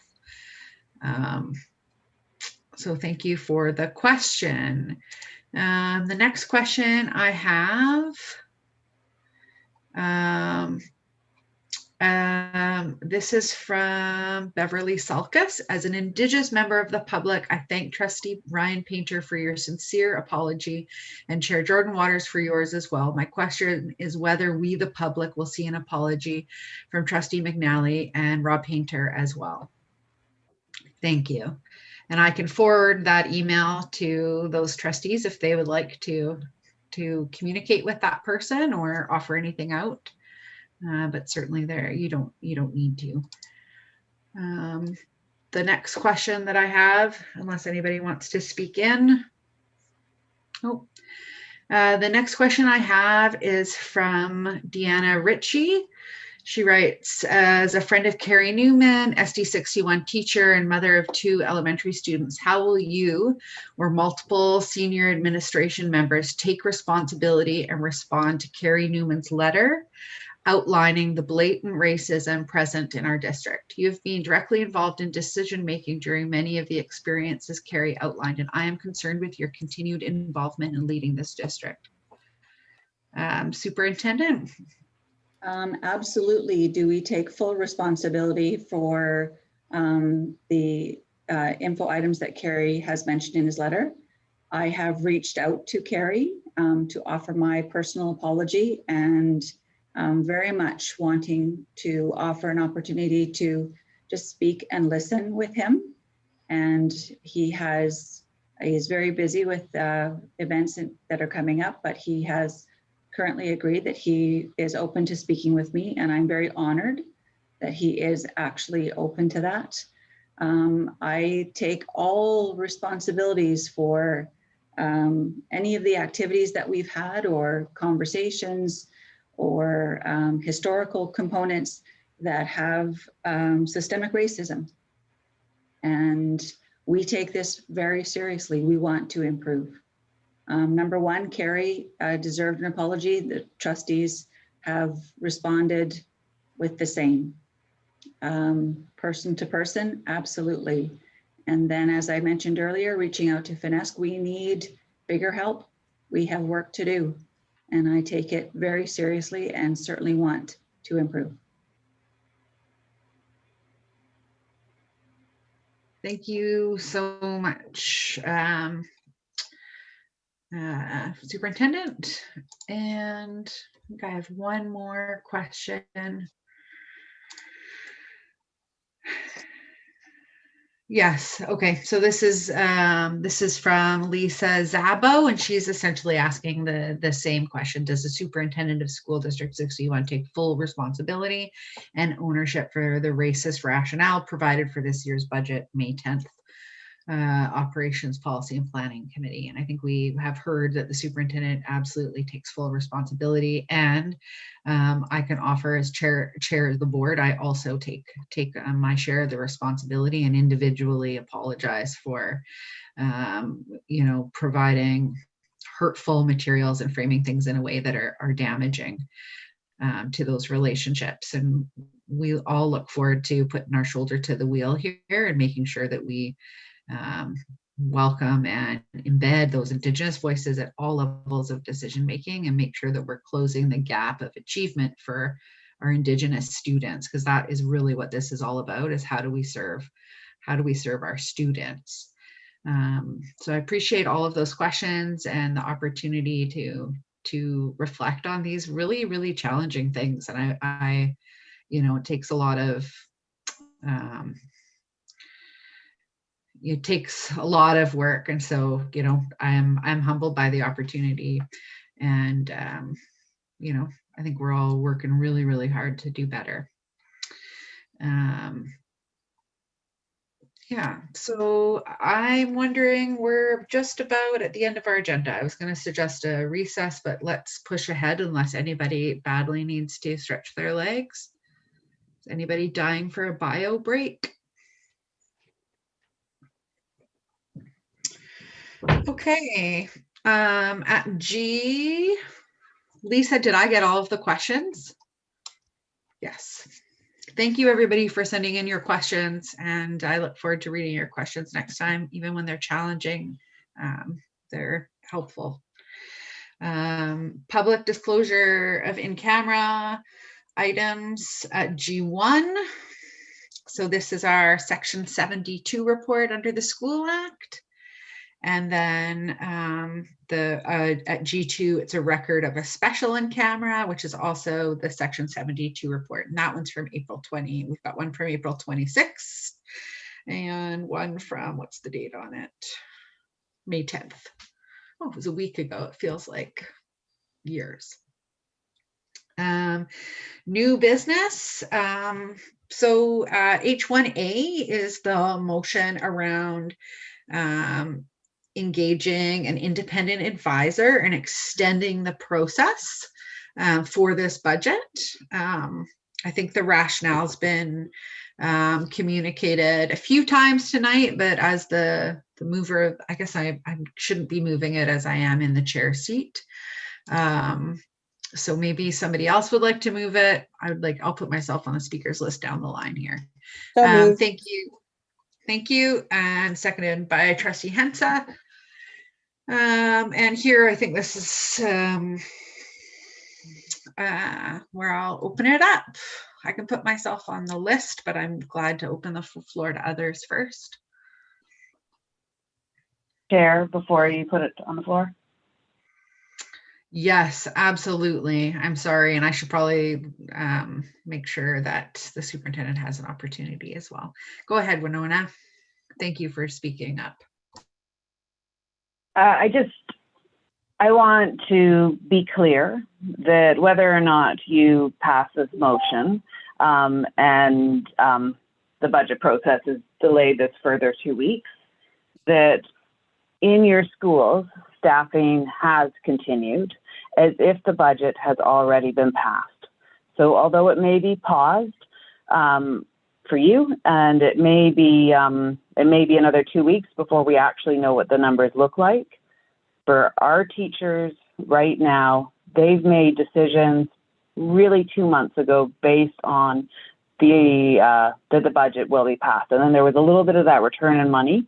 But I think it's really important that the trustees are aware that the teachers out there are feeling that impact. And when they're hearing that the budget is paused, it's not saving their jobs. And right now we're trying to figure out, what do we do if this budget doesn't pass as is? And let's say you reinstate positions, how do we bring those jobs back for our teachers? What do? We can't really go back in time. We can't go back to the mobility round. We can't make teachers not accept the needs. So this is having deep and resounding impacts.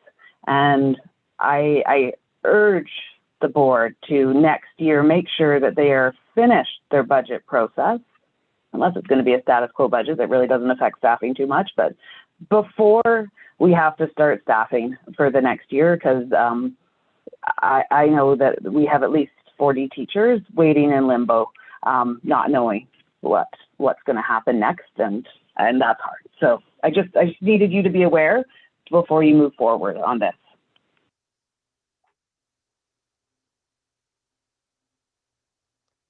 Thank you very much. And all of that has certainly been on my mind, and I'm sure on everyone's mind.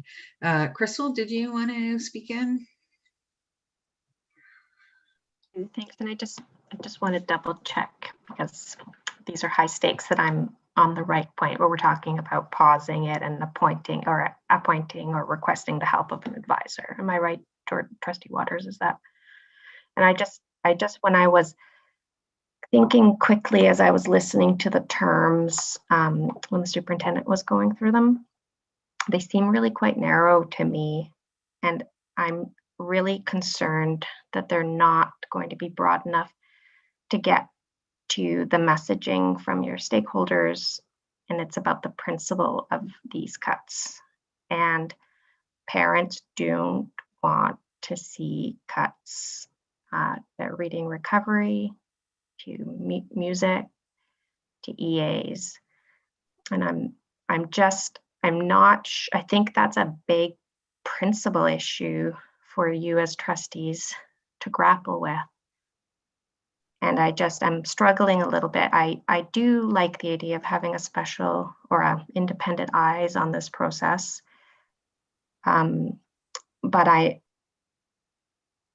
I just didn't hear in those terms of reference how that advisor is going to help you about the principle of where these cuts are. So I just wanted to flag that for you as a real concern, because I think parents don't want to see us to go, I don't want to see a report by an independent advisor saying, yeah, these cuts are great. And then seeing cuts to what I think your community is saying we don't want to see. Crystal, so thank you. And I see the superintendent has, but I was going to ask you if you have recommendations for the board of what should be included within the terms that would, and you don't need to, I don't want to put you on the spot, but certainly I think that's the conversation we have is what do we need for that? Yeah, and also, none of us want to see cuts. Yeah. So I'm hoping she's coming with a magic wand. Yes, let's hope. And if she doesn't, where's the principle where cuts are going to be placed? So thank you. And yes, anything you need from VCPAC, there's legions of parents. We have never had such great attendance. Send it our way, and thank you. Thank you. I appreciate the invitation to reach out. Superintendent Green. Just wanted to briefly speak to, and Secretary Treasurer can speak far better to this in the language of Secretary Treasurer and how it goes about. But ultimately, the trustees have received a great deal of feedback on what people are passionate about and where they don't want to see any cuts and what's incredibly important to the learning of our students. And trustees are going to be grappling with how to align to what cuts have to happen, where are we currently at, what exactly does this look like?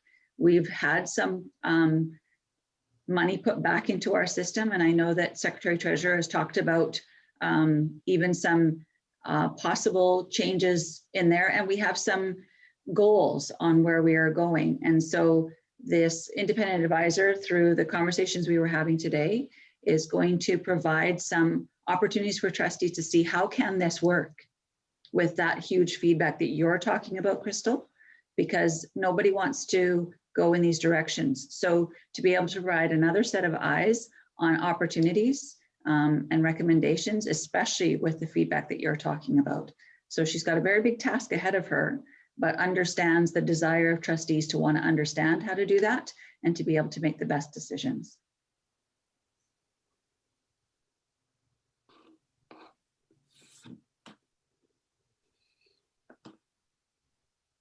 Okay, I think I had Trustee McNally and Whitaker and Ryan Pater. Thank you, Chair. Yes, I'll speak to the motion. Trustee Duncan, I see you as well.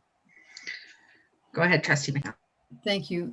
Earlier, we heard that from the superintendent that there was great public enthusiasm or community enthusiasm for engaging, an independent eye on the budget and the process. And I'm sure there is. There's also opposing opinions, and I would like to read one from a parent, if I may. It's not that long, so I'm going to give that as my rationale for urging you to defeat this motion. This parent is shy, and she said, please don't use my name. I ask that given the time frames and context, that for this year's budget, you simply roll over last year's budget. That is, maintain all existing student support and programming and freeze sufficient funds to make up any shortfall that could remain at the end of the school year once final revenues are known.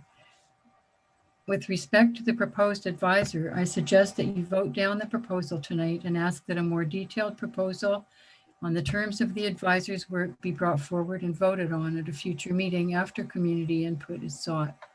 I expect that many community members would have suggestions on what an advisor should be asked to look at and who should be considered for the role. It must be someone the public trusts. Any special advisor should conduct a truly independent investigation into the school district's decision-making on this budget and on other recent major decisions, its approach to community engagement, and its accounting practices, and more broadly, with the advisor's report made public. This is the last paragraph. Now is the time to begin a comprehensive collaborative engagement process with the community that can start to repair the broken trust between the school district and the board and the public. If you wish to consider the changes to programs that the Secretary Treasurer has proposed, for example, replacing reading recovery with a different form of literacy support, that should be discussed via a public engagement process as well as targeted consultation with affected parties and not included in a proposed budget until such genuine consultation has occurred. Transparent, respectful, and extensive community engagement is needed on any changes to programming in any future budget. For many programs, more funding is needed rather than a reduction in funding and services. These increases could be achieved with existing funding by reducing costs elsewhere away from the classroom. For example, reduce the number of high-paid school district administrators, which has increased substantially in recent years. Please remember that Please remember that you are entrusted first and foremost with representing the community's interests and concerns. We have no other voice in these decisions, and we rely on you to bring our voices forward. So along with that shy parent, I urge defeat of this motion.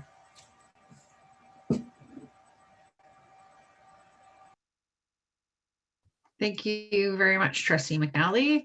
I believe I had, and I'm sorry, it is challenging to track this. I should have asked for help again, but I have Trustee Whitaker, Ryan Painter, and then Trustee Duncan. Thank you. I have a couple of questions. So one, I just wanted to say thank you for bringing this forward. And of course, I have great confidence in Joan Axford. She's done amazing work within the school system for many districts. And she's always been very fair, very easy to understand. But I do wonder, one, what will her timeline be to report back to us? Two, I would like to know what is the cost of her services to the board? We're looking at budgets here, and if we need a budget to start a committee, then I would like to have a budget for what Joan is doing as well. And I guess maybe my biggest concern with this is, when do trustees get to put forward their suggestions to changes on this budget, or of the last draft 4? I appreciate that Joan's going to take a look at it and she's going to give her suggestions, but I'm wondering when the trustees get to do that. I have several suggestions that I would like to make. So is there going to be an opportunity or a process as well for our input to be provided to Joan and for that to be considered and those amendments made to this agenda? Thank you, Trustee Whitaker. She would be prepared to present what she finds on the 25th at a meeting for an open board meeting to trustees, an official report. She will have an open door opportunity for trustees between the time you make this motion and the 25th to provide any information, thoughts, questions that you have. And booking in with her, we're planning on, if you go in this route, to bring her into the board office between now and then. And there'd be a chance for public input as well, probably on the 27th, so that those reports, as we've had before, we could figure out a way to do that with her. We haven't actually gone through a detail on that piece, but we know public input will be wanting to be provided as well. And we're thinking roughly $10,000. And you're saying to do this in 1 week? This, yeah, 2-week timeline to get finished as close as we can, respecting Winona and the conversation she had today. And so, yes, she's prepared to start early and work often to get this done for us. This apparently was the timeline in Penticton. I looked it up because I was surprised.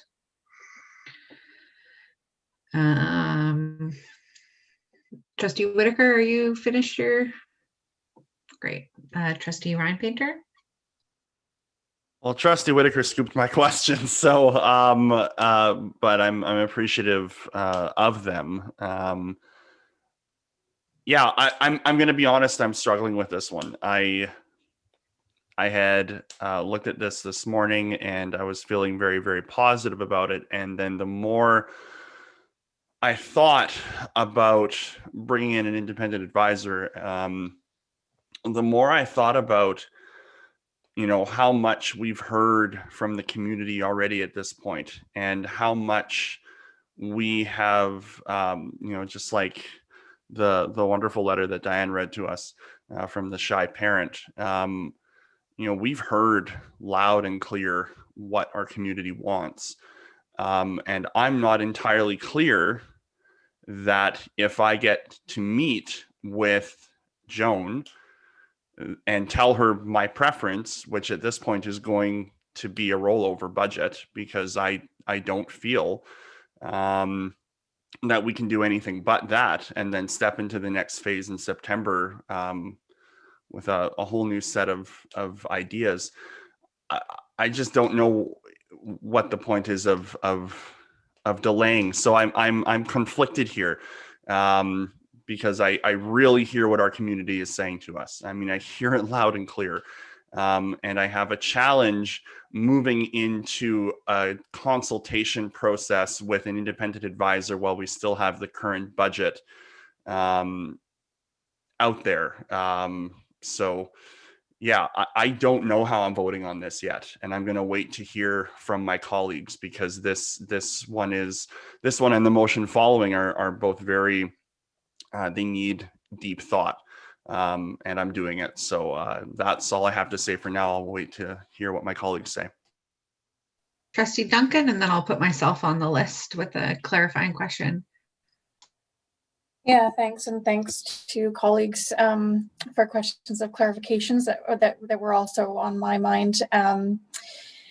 And thank you to the superintendent for providing the clarification that you can at this stage. I suppose what I would say is what I often say around our table, and that is that, you know, when these kinds of things come forward, I'm often, you know, left wondering, you know, about process and how we go about doing our work. And, you know, when I think about engaging anyone, and I think we're very lucky to be able to benefit from the services of someone with so much experience. But that said, you know, I think about, you know, the cost of doing so, the timelines, the board really taking ownership of the scope of any engagement, and doing it in line with our procurement thresholds and our procurement standards. So, you know, those are my concerns. And, you know, I appreciate that things are moving very, very quickly, and that has been challenging throughout this entire budget process. But I suppose what I would say is that, you know, we as a board have benefited a great deal from a lot of public feedback and from very specific feedback from our stakeholders. They've given us some great ideas about how we can improve this budget, and what their concerns are. And so, you know, in the ideal scenario, you know, I hope that moving forward, we can get to the point as a board, in consultation with our senior leadership team, to the point where we can have other options presented to us by our senior leadership. And as a board, really work collaboratively with that senior leadership to come up with some new ideas, right? To do it in a timely fashion. And so I also am struggling with this. You know, I can see the benefits of having a fresh set of eyes, given everything that has gone on in the last month or so. I can see the benefit of having someone with so much experience come to our table with some suggestions. But, you know, I'm left, you know, feeling as though I wish it had come to us in a slightly different manner, with the board at the center, you know, where we'd had an opportunity to kind of work closely with, you know, our superintendent and our secretary treasurer on this. But I appreciate that the timelines are tight. So I too will listen to what my colleagues have to say and think about how I want to vote. But I suppose, I guess I'm left with some assurance, at least, that despite not being entirely clear on the scope of Joan's engagement, The fact that it is a tight timeline, that she is committed to coming back to us quickly, gives me some reassurance that we can, as a board, take that advice and then come together and do the work that we need to do to really own this process and do a good job. So thanks. So, Trustee Duncan, one of the things I heard you say is that you like wanting options. Like, is that a thing that you would want, like in terms of, I'm not sure if it's clearly laid out within the terms of reference, but that's certainly a thing that I would also like to see. Am I correct? Did I hear you correctly? Yes. Okay. Yeah. I've got Shelley, Elaine, Angie, Tom.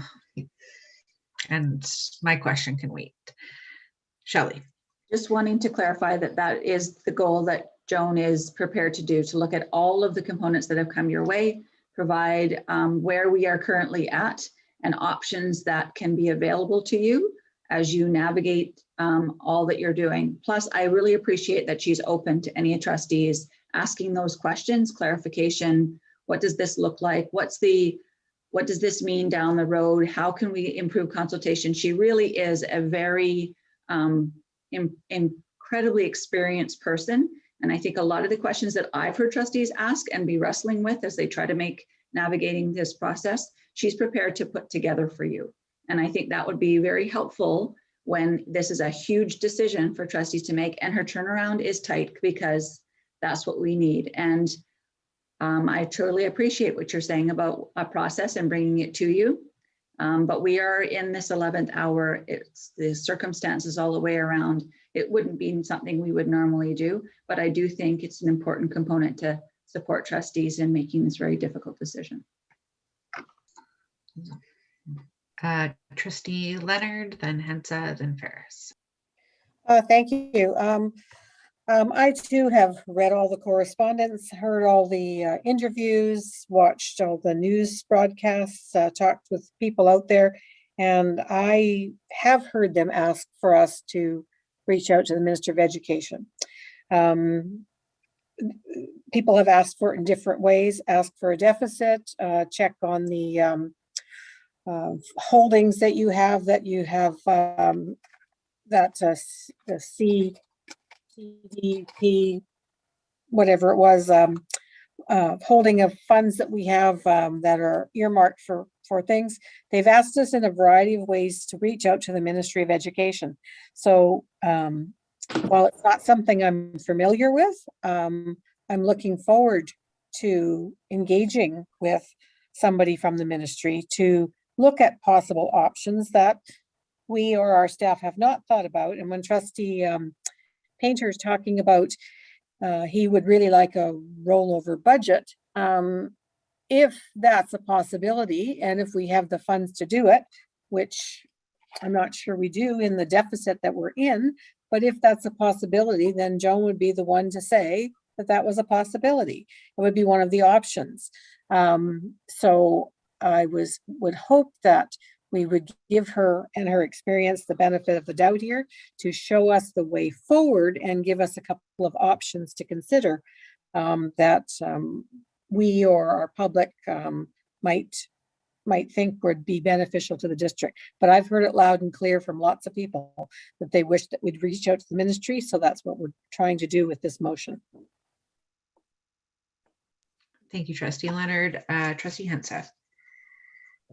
Thanks. Yeah, I would like to speak in favor of this motion. I'm really grateful to staff for reaching out to the ministry and taking the initiative on this, considering the tight timeline we have.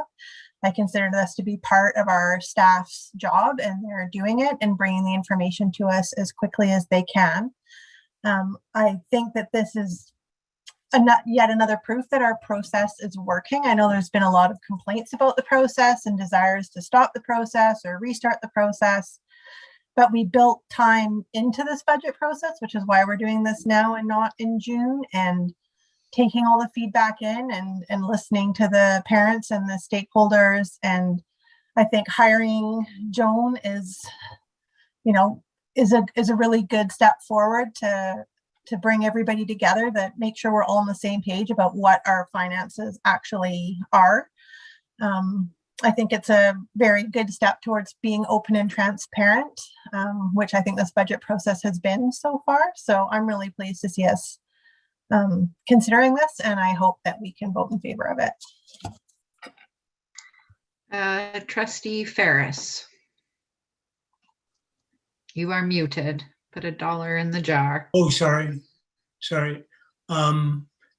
Just before I start, I just want to thank our chair for the incredible amount of work she's had to do over the last month. I'm very grateful for you hanging in there and doing the work. As far as this motion is concerned, I think we need this 2 weeks. I think one thing that trustees need to know is that, in fact, Winona has mentioned this, and that is that in previous years, we've always passed our budget in the middle of April. And the reason for that was to make sure that staff were looked after in a timely fashion. This year, that's been very challenging, and for obvious reasons. The decisions that are in front of us are extremely difficult. I think that this is an opportunity for us. Obviously, yes, we've heard from the public, but a lot of what we've heard from the public is what they don't want, and I'm sympathetic to that. But on the other hand, we need some positive direction where to go. So I look forward to this. Thank you very much.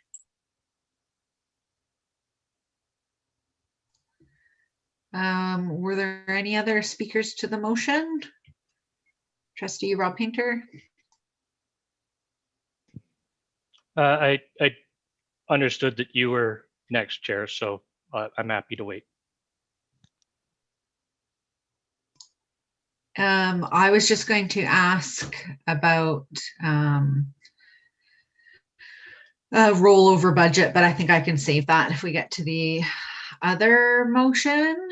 But my concern is around the fact that in the last year we had all the one-time federal funding, and so we are sort of in a unique position going into this next year where a straight rollover is still going to mean, I see you, Trustee Whitaker, is still going to mean a reduction in services over this level because of that, we were able to hire a whole bunch of people. So I think we're in a challenging position any way you look at it. And for me, I am concerned about the timing on this, and I'm concerned that if we pause and try and carry this on our own, that we might not be able to get there in a timely way. And my concern isn't just like, oh, we're obligated legally to deliver a balanced budget, but I think about all of the uncertainty that happened in June last year, and like, and for not, our teachers and all of our staff in a big way, but also the school administrators. I mean, I know they worked all the way through the summer, building classes right up until the last minute, building and rebuilding and rebuilding. So, I think it would just be so much nicer for everybody to be able to go into the summer with a sense of what's happening. So I feel like this gives us the time to get a second set of eyes, fresh eyes, because we need to get this right. And we need to know what the options are, and we need to build that, the trust with the community around what the picture is. And so I really appreciate the financial forecast piece of this terms of reference. So what I'm hoping to get out of this is options and that forward-looking piece that is going to help us with our planning. So I know our staff have just they've worked so hard on this, and there's so much more hard work to come.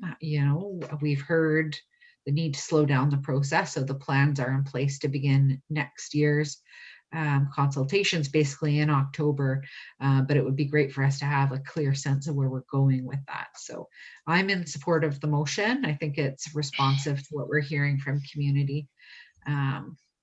In looking at what Joan has done in other districts, I think we're in really good hands.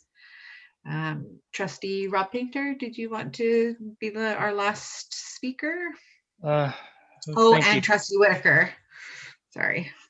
And thank you, Chair. And yeah, I also sympathize with our administrators as well as our staff. I'm reminded from your comments that last year the scramble was due to a midsummer government announcement that basically obliged our administrators to start over from scratch at the end of August when staff finally was available to come on hand. And so we're not making it any easier for them this year.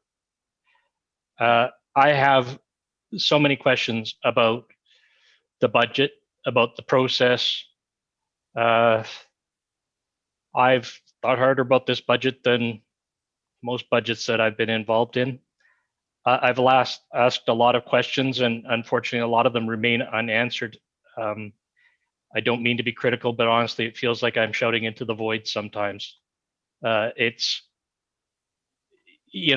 hard not to sum it up in any other way that I've actually had to submit an FOI for my own organization's line item budget, and it's still outstanding.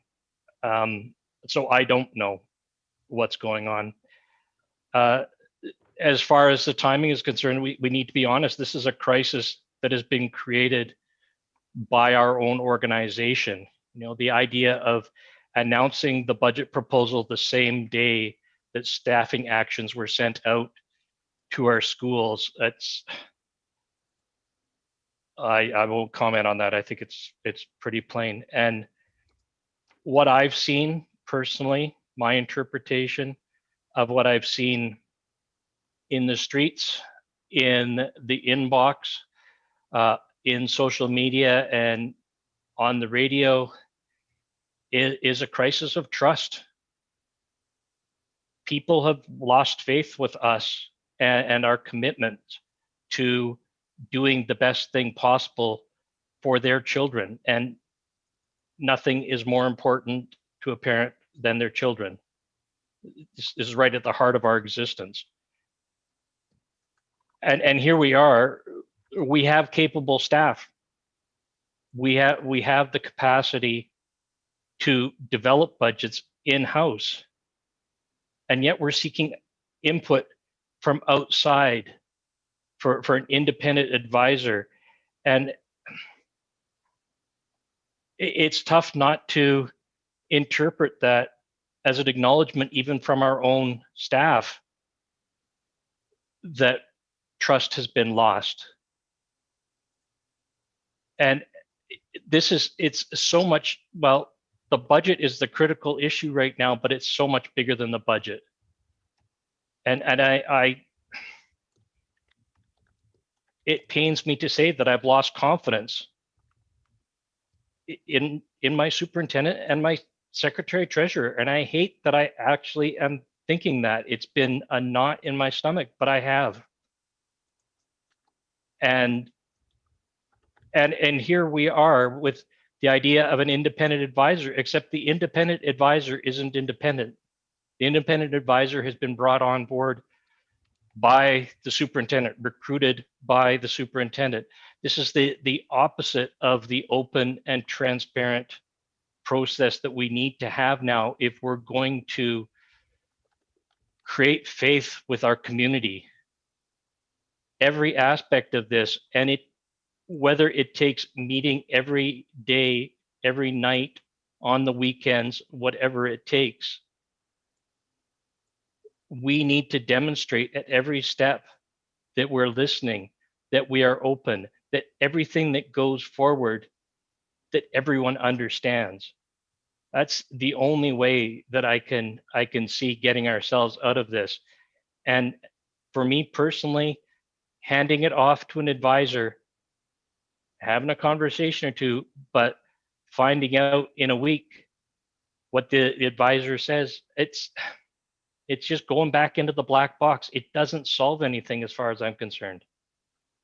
We need to go way outside and get a better process. I think I'm not happy with it. I think starting with our rollover budget and going forward from there, having 100% knowledge of every cut that absolutely has to be made, knowing right down to the dollar what we're expecting to see at the end of the year, and if necessary, do like I've witnessed too many times or so many times in government, we put a freeze on spending. And we make sure that the only expenditures that go forward right now are the ones that are absolutely essential until we know that we have the resources in hand to zero out the budget. And we make staffing and we make the support for our students, the retaining the EAs. Yes, I understand that we will be losing some simply because we had one-time funding that we won't get back. But to the extent that we absolutely can, and back to our pre-COVID numbers, we retain them. We retrain all of our teachers, all of our special funding for reading recovery, for gifted students, for our school administrators, for our vice principals. We maintain all of those things. So point of order, we are not discussing the budget right now. We're not debating the budget. We're debating the motion on the floor, but also Trustee Painter, you're well over your 8 minutes. So did you want to wrap up? I don't know that I could without starting over, so I'll end it there. Thank you. Point of order, Chair. Could we have a motion to extend past 11 because we might need to? Are you making one? I am. Do we have a seconder? Okay, thank you, Trustee Rob Painter. All those, is there any discussion to extending past 11? Nope. Okay, all those in favor? And that's unanimous. Trustee Whitaker? I'm hoping I'm closing this one. So I really wish that we didn't need to invest this money into another consultant, but clearly we do.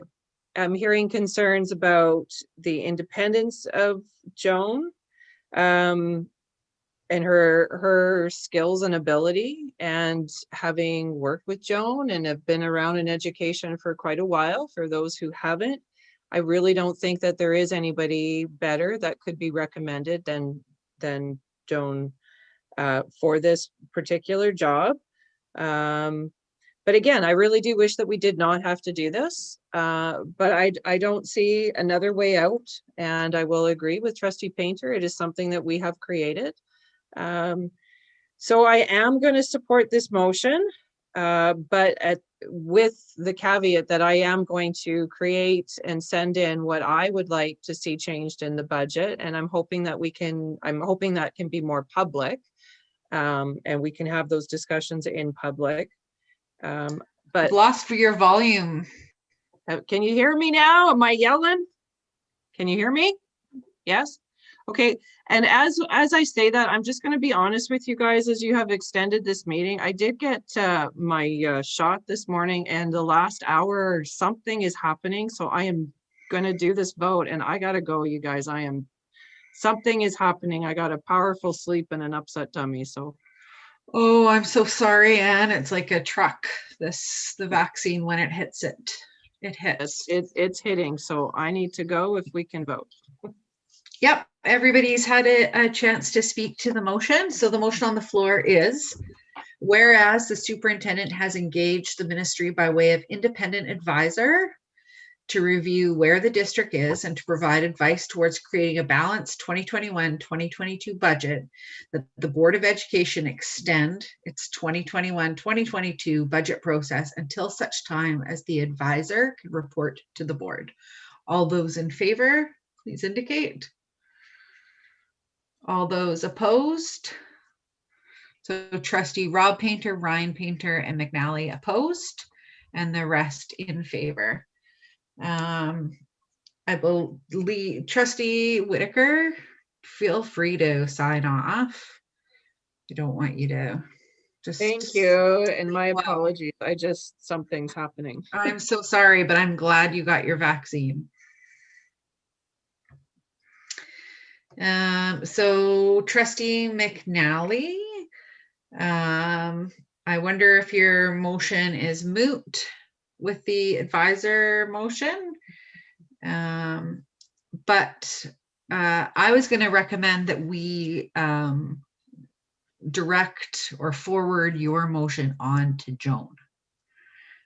If the previous motion passed, so that she knows that this is an option. Could we, Chair, thank you, that you wondered if it was moot. I think it probably is. However, we can still discuss it if you like. Well, I'd like to read the motion and read the rationale, and then the meeting can decide what to do, okay? Do you have a seconder? Thank you, Rob Painter. Thank you. That the board direct the superintendent to direct the secretary treasurer to construct a rollover budget using the usual or / past year's budget process for fiscal year 2021-2022, and that the board direct the superintendent to dismiss the special advisor called in by the superintendent. That said, I have great respect for Joan too. I've always admired her work. Rationale. The secretary treasurer presented the board, parents, students, and the community with a new way to present financial information. It's clear to all involved that this was a shock to several trustees, all stakeholders, and the community at large, and that there was little or no community support for this budget proposal. The superintendent presented her intention to bring in a special advisor, well, an independent advisor, let me revise that, to assist with the budget. The board does not have to comply with or approve any suggestions from this advisor.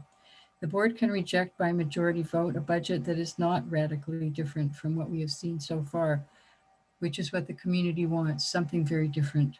The community deserves a transparent and deep examination of budget processes in School District 61 and a clear statement of all accounts holding cash balances.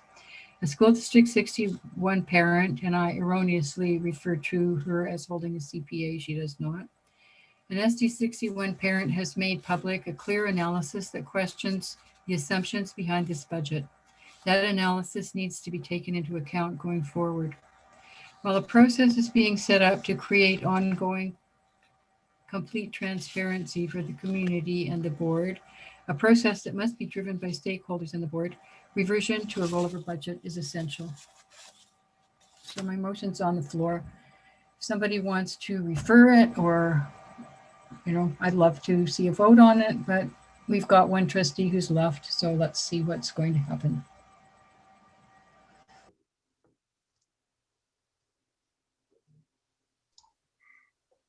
Thank you, Trustee McNally. I wonder if the superintendent or secretary treasurer maybe wants to speak to the implications of this, or the superintendent in terms of how it relates to the previous motion. And Trustee Duncan, I see your hand as well. Just trying to understand from a procedural perspective where we are.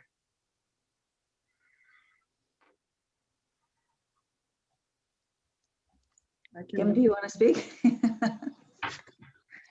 Yeah, I think a rollover budget depends what we think is a rollover. If it's a rollover to 2021, I believe this would put the board in deficit given the one-time injection of provincial and federal funding for COVID. If this is a rollover budget to 1920, I also believe this would put the board in a deficit situation, but I have not run a rollover budget.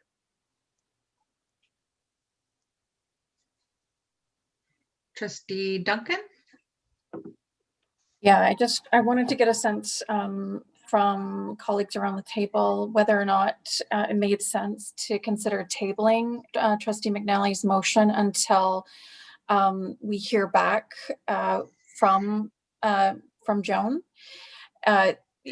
Because it seems to me that once we do, we'll be in a better position to speak to and make an informed decision about whether we want to support the motion. But just an idea. That was my recommendation. That was my recommendation as well, Trustee Duncan. Thank you for There articulating is a it. motion to table, Chair. Point of order. I think we learned in the last meeting that it's not debatable.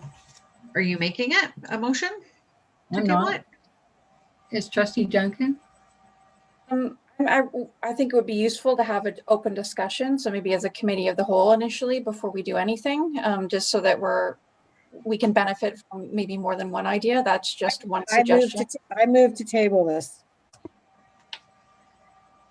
Okay, that is not debatable, as Trustee McNally pointed out.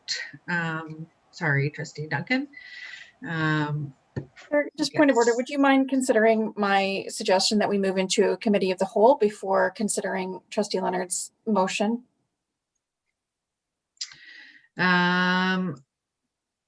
You could move a motion to move into committee of the whole. I'm just mindful that it's 11 o'clock and I'm not sure that we can do this justice. Committee of the whole allows for like a more free flowing, longer conversation, and I want to have that about this motion. So I don't know, Trustee Leonard, do you have a seconder for tabling? Trustee Ferris? Let's see how that goes, Trustee Duncan, and if it fails, then we can move to the other. Your rationale, Trustee Leonard? Just that it sounds like Joan will be considering all things as like the rollover budget and everything that we've considered. So I'm not quite sure how moving into a committee of the whole to have that whole conversation now is helpful to moving things forward.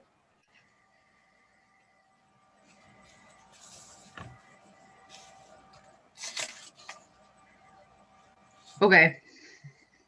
And it isn't debatable, so I will just call the question. All those in favor of tabling? All those opposed? Abstentions. So Trustee McNally is opposed, and Trustee Duncan abstains, and Trustee Whitaker is not here. So then the balance voted in favor. So the motion to table carries. And I look forward to having that discussion with all 9 trustees present once we have some Sorry, additional Chair, information. can I just ask a point of clarification? I can only see a couple of faces, but a balanced vote fails, does it not? You have to have a majority. So I'm not just sure what the count was. I had 1, 2, 3, 4, 5 in favor, right? Did you vote opposed? Yes, I was opposed, but So thank you for the clarification. Yeah. So you and Trustee McNally were opposed and Trustee Duncan abstained. And Whitaker is not present. So it was 5-4, 5 in favor, 2 opposed, 1 abstained. Yeah. I meant 5-4 as in voted for, not 5-4. Notice of motion. We have a notice of motion from Trustee Whitaker, and she's not there to present it. So we'll just look forward to finding out what she's bringing forward to our next meeting. It's 11:05. I know how tired everybody is and how deeply everybody feels this. And for that, I feel very regretful, and for all of our staff and students and boy, our parents. So I hope everybody can, sleep well. We got a long weekend coming up and we got a lot of work to do together. Everybody's contributions really matter and are so valuable. So thank you to everybody working so hard within our system and for our system. Thank you. Can we have a motion to adjourn? Thank you, Trustee Hensa, Trustee Leonard. All those in favor?